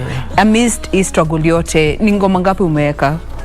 Nimefanya ngoma na David Wanda, inaitwa Maajabu, na ilidupoa sana. Nimekuwa nikifanya recording sana. I have new singles I've been recording. Next year I'm releasing an album. So it's all about what you want, and it's all about what you believe. If you believe in Christ, like God atakufungulia vitu zingine zenye. Ndio nimekwambia imekuwa season ngumu, but kwa some people kama mimi personally, mimi nimeona Christ, nimeona God akini fight through, achieve a lot. Kwa hii time, kuna time, unajua kuna time fulani tulikuwa busy, hatuko tunajifikiria. So sasa hii after vitu zimekatika, unakachi unajiuliza, apart from music, who is Kivindi, who is Mamayo? Huyo ni nani? Akona nini kwa hii life? Wachana mashimana, akona jina, akona sijui akipitia mali mash. So huyu msee mwingine akona nini? So hapo ndio tumekuwa vitu zimekuwa zikiwork, unajidiscover, una understand, kumbe mimi ni mwanabiashara, naweza do business fiti. So vitu kama hizo zimekuwa zikihappen, na project pia ukitoa song uko na time ya kuisikiza, cause au harakishwi na mtu, uko na time ya kusikiza, okay, kumbe I can be diverse, naweza imba design fulani. Alafu sasa hii unajua kuna show, ndio ile time ya kutry anything. Na pia ndio time tumeona so many upcoming artists, anaamka tu anatoa ngoma anaeka hapo, anatoa ngoma anaeka hapo, anatoa ngoma anaeka hapo. And we have seen, and especially gospel industry, people say that gospel industry ina do na pia ndio corporates wanapenda because it's more presentable, it's more palatable for the society. Perception yenye watu wako nayo, and especially the young and upcoming artists, that gospel industry na do, so twende huko just because. What do you think about it? I think hiyo story ndio inafanya mtu akishahita anatoka gospel, because uliingia na wrong reasons. Unajua hata you know what mimi nimefunzwa na family is ile kitu unaingia naye place ndio itakusustain. Kama umeingia place na bidii, kiacha hiyo bidii, hiyo story inaisha. Kama umeingia place na tunazitagaje, kama umeingia place na favor ya God ikiisha unaisha. So kama ulikam kwa industry ya gospel, kama uko wapo kutengeneza jina, ile time unapata jina na unataka kutoka, hakuna kitu ya kusustain cause umekuwa ukisustain na hiyo jina ya gospel. So saa hii unapata wasanii wengi wametoka gospel sababu hawakuanzia sababu walikuwa wanataka kuimba gospel, ni sababu gospel ilikuwa na influence. Unanipata? But at the end of the day, you know, huwezi danganya watu. People just hype you for nothing, then kesho mtu atakwambia unajua mimi nakupenda ukiimba gospel at the end of the day. Yeah. So I think niyo tu kutoku understand kitu unataka. Kama unataka kuimba secular, God atakubariki tu hapo. Yeah. Now also tumekuwa tukiona pia some gospel artists sort of play out their beefs, and at the long run see beef mara ni hype for ngoma ina come out. I don't know what you make of this as a gospel artist who is in the game, and I'm sure some of them are your friends, unaongea nao kila siku, but for the rest of us as you know, mafans when you like mbona wanafanya hivi, mbona wana create gospel kutumia beef ku create hype for a song. Unaonaje hii maneno? Unajua kama msanii na kama fan, sisi tunatumia njia za Yesu ku make it. Christ alikuwa anachagua mafala, na Christ alikuwa anajua place ya kwenda the right time. Yes. Christ ako tu anaamka anasema leo naenda Galilee tu hivyo. Kuna time fulani unakumbuka alibebwa na punda nini wakati kama vitu kwa yeye ilikuwa showbiz. Lazima agenge hiyo city na style, unanipata? Lazima uwe creative. Lazima understand hadi church. Ukiona church imeundwa poa, una feel kuenda hapo kwa sababu imeundwa poa. So about the worship, it's about the appearance pia, unanipata? So sometimes watu wengi wanakuwa washipiri sana. Like unasema beef pia ni beef ni pork, tengeneza beef yenye haitafanya mtu afikirie salvation yako ni ukora, unanipata? Like in industry kando na ministry. Ministry inakuja wewe as a person, industry inakuja kama sisi, unanipata? Mimi sijui nini una believe, mimi sijui nini mimi na believe, but kitu imetuleta pamoja ni muziki. So kuna ministry na kuna industry yetu. Cause ni industry inamaanisha place vitu mingi zinafanyika, ndio inaitwa industry. Umenipata? So kwa industry kuna hizo vitu, kuna kidogo tuongeleshane muziki toke. At the end of the day, hiyo kitu tunafanya na wewe ni aware ya kupush hiyo job ya God, watu waisikie Mungu. Cause kama tungekuwa tunafanya hivyo, so hakuna pia entertainment. So inakuwa ni boring. So vitu kama hizo ni tu watu wengine wanapitisha kiki, unapata kumbe imekuwa personal. Alafu ikiwa personal inakuwa sasa na ile chuki. Unajua chuki ni dhambi, ukichukia mtu tena anakuwa. So I think ni aware tu ya kureach kwa wase. Yeah, si mbaya. Now this brings me to now this new generation kind of music ambayo inaendelea. Tunaona so many gospel artists putting out love songs, and unapata mafans wako divided in how they are perceiving these love songs that are being put out there. Some saying kwani amequit gospel music, sasa anafanya love songs hazifai kuwa manyimbo ambazo gospel artists wanafanya. Kama gospel artist, what do you think about artists doing love songs? Me sina shida na love song. I have for gospel artists. I have a problem with the image. Because sisi ni image ya Christ. The time unaimba hiyo love song, ni nini unajaribu kutuonesha? Is it sexual love or is agape? You know, God ni agape, si sexual love. Eros. So lazima understand ni wapi unasimamia. Usituambie tunaimbia Christ na watu wamevaa nusu kwa video yako, unanipata? Cause wewe ni a minister, una minister watu wengi. So una confuse hata watu wale una lead. So kama ni love song si mbaya, but image hiyo love song inakaaja, inakaa Christ, inakaa Christ fiti. But kama ikai Christ, unajua uzuri ya sisi ni God ametumba kama tuna understand wakati tunajidanganya. Tunaambia tu unajua tu kweli. Manze mimi naimba gospel, manze ni love song, but kwa hati yako unajua ulikuwa unataka clout, ulikuwa unataka unaona hiyo ndio njia watu wana hit nayo haraka. But so lazima understand hii music, it's not about money. It's all about hit songs. It's all about the ministry. Mimi nakwambia ukweli, like a lot of people wanafikiringi kuwa na hit ndo kuwa na pesa. Na mimi nakwambia kuna watu wengi town wako na hit na wana shit. Na wana do. Wako na hit kubwa sababu hawaja understand way ya kutengeneza pesa ni kutengeneza good music. Utaitwa tu na MP mmoja akwambia niaje bro, mimi napenda hii song yako. Huyo ni mtu mmoja anakuita na atakulipa pesa, watu 10 wanakulipa na atakulipa akiwa peke yake. Ni sababu umetoa muziki poa. It's not about watu, it's about wewe mwenyewe. Nini unakupatia watu? Ni genuine. Kani genuine, wasa watakukamu na watakusupport.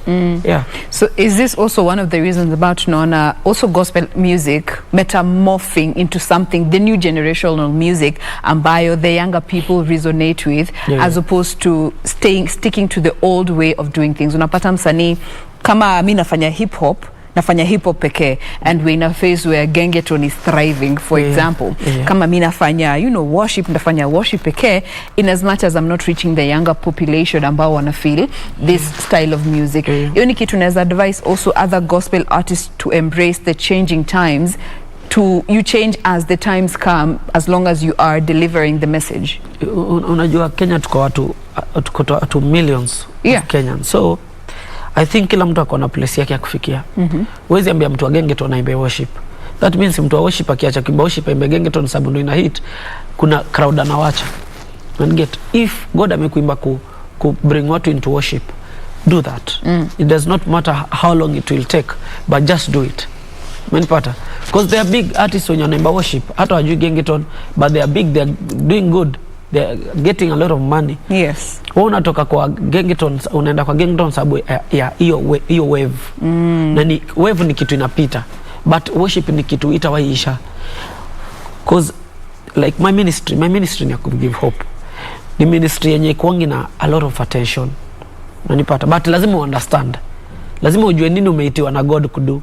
Cause kama ingekuwa niyo pia mimi ningekuwa naimba gengeton ndo nione niko na kitu moja kubwa kwa TV, but ndakwambia kweli mimi naweza itiwa show ya pesa mingi sana kuliko mtu wa gengeton. Naweza itwa mali kuimba kwa conference. Mimi nimeenda place akina Kidero wamekaa watu 20 niimbe tu sababu my music iko very different na mtu wa gengeton. Hawakuwa wanataka mtu wa unaniget. Walikuwa wanataka mtu mkamu, mtu ana understand nini anaimba, mtu ana reach kwa wase, unaniget.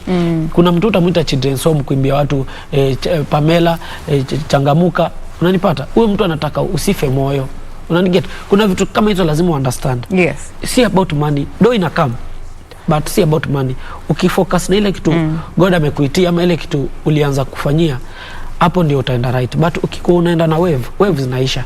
That's why sasa unaona gengeton ilikuwa kubwa, si ati imeisha.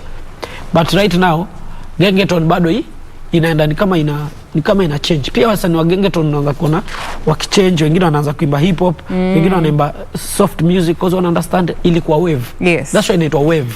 But kitu permanent ni kitu permanent. Now to bring this conversation to a close, when it comes to understanding brand yako pia ni muhimu as much as your music is. How you carry yourself, how you look, how you present yourself, how you talk is part of the brand. Ongea na upcoming artists to understand why this is part of the game na umuhimu wake hata kama ni gospel industry. Number one, lazima understand without connection you cannot do it. Because you need me, I need you to make it. So number one, lazima uangalie connection yako na watu, communication yako na watu, the way you present yourself, the way vile unavaa, venye unaongea. Unajua lazima umake sense kwa fano wako. Lazima akiamka asubuhi anasema mimi nataka kusikiza Mashimwana sababu Mashimwana ongelea kitu fulani yenye inanijenga. Si Mashimwana leo ameongea hivi, kesho ametukana, kesho. So upcoming, just know your brand, just know communication na wase, presentation, hizo vitu zote na understand. If you are a gospel artist, you are a gospel artist. If wewe ni secular artist, you are a secular artist. Hakuna kumake pande mbili, utawahi make. Lazima watu understand umesimama wapi. So upcoming artist na wenye wako mtaani, mimi ni mtu nimetoka ghetto, lose hope, endelea kupush. Just know your time itakam, no matter how long it will take, but itakam. Time yako itakam. Awesome. Na tunaenda kufunga show, but ningependa to introduce your latest jam umenifaa, tuambie what it's about very briefly. Woo, okay. My roots. Adanyoba. Ndio sisi. Tell us story yake kidogo before we get to play it. like after my father alipass, nilikuwa na a lot of things zilikuwa kwa kichwa yangu. So but nikakam ku understand God wenye pia mimi nimekaa na wasewana wazazi, but pia God hajaiwaacha. So hiyo song ilikam after nimekaa nikasema nilikuwa na lose hope, but God akaniambia manze, nimekuwa faithful kwa life yako personally. Babako aliishi life yake imeisha, na mimi niko na life yako na niko faithful kwa life yako. So hiyo ndo umenifai na maanisha, yani Mungu umenifai. Yani umenifai, yani hakuna kitu kingine, yani umeniweka pamoja, bring together after nimekuwa into pieces. So wewe ndio everything.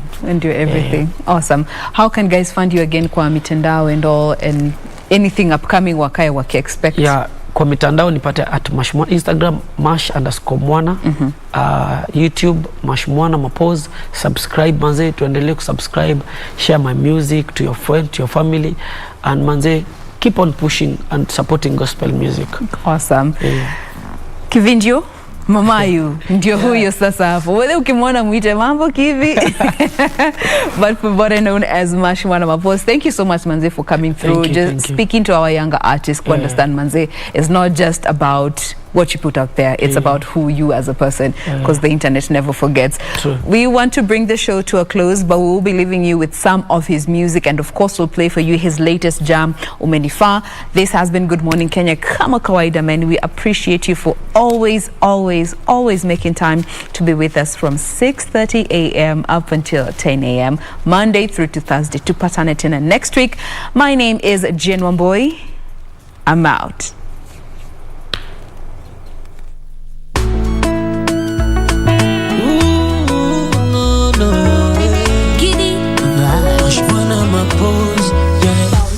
Umenichangamsha na baraka zako juu za shuka, umenibadilisha sitabaki vile vile, umenibadilisha neema zako zikishuka zinene kidogo, umeshaning'arisha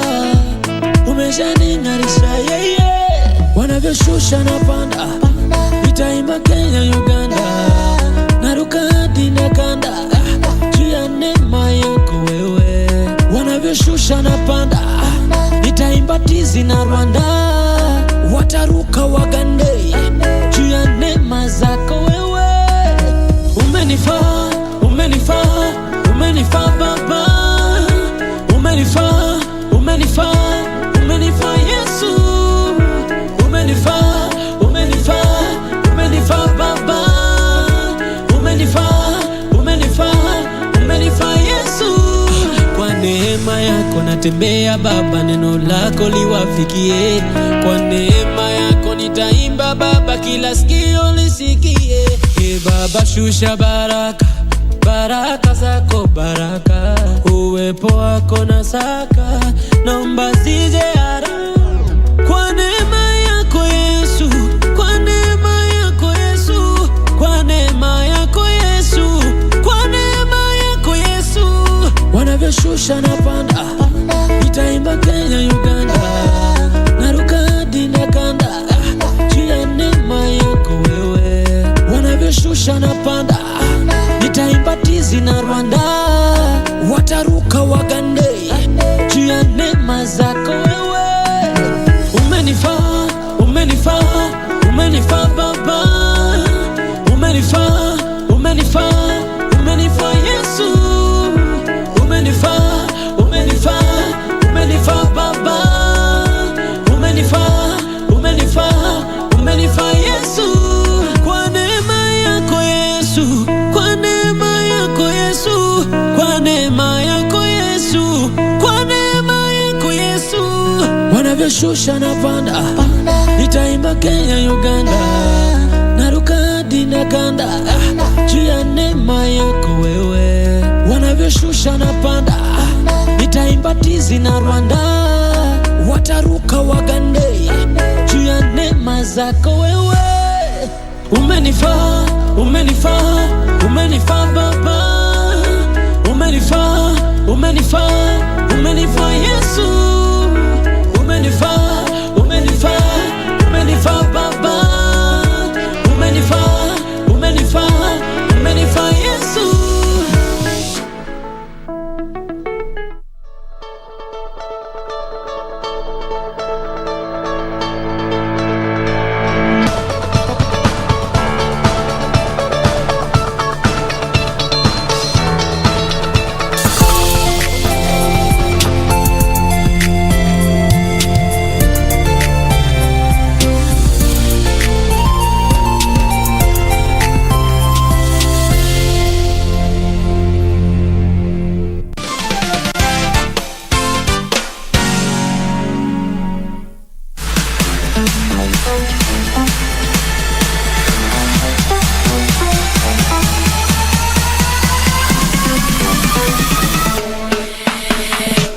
the Kenyan fashion calendar, you can never ignore the Swahili Fashion Week.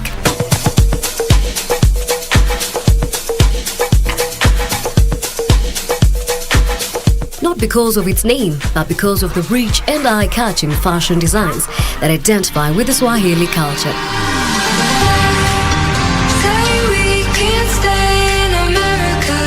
Over the years, it has grown to be the most sought-after and preferred fashion platform in Africa.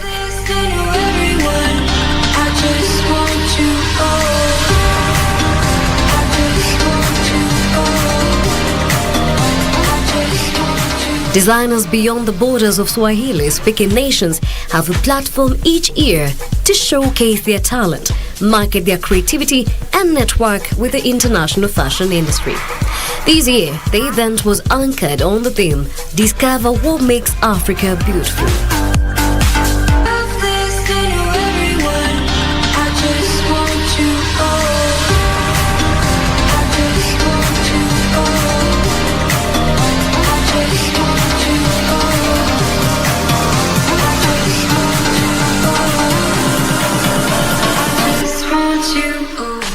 Tonight I came all the way to showcase my jewelry collection during Swahili Fashion Week. My collection today was from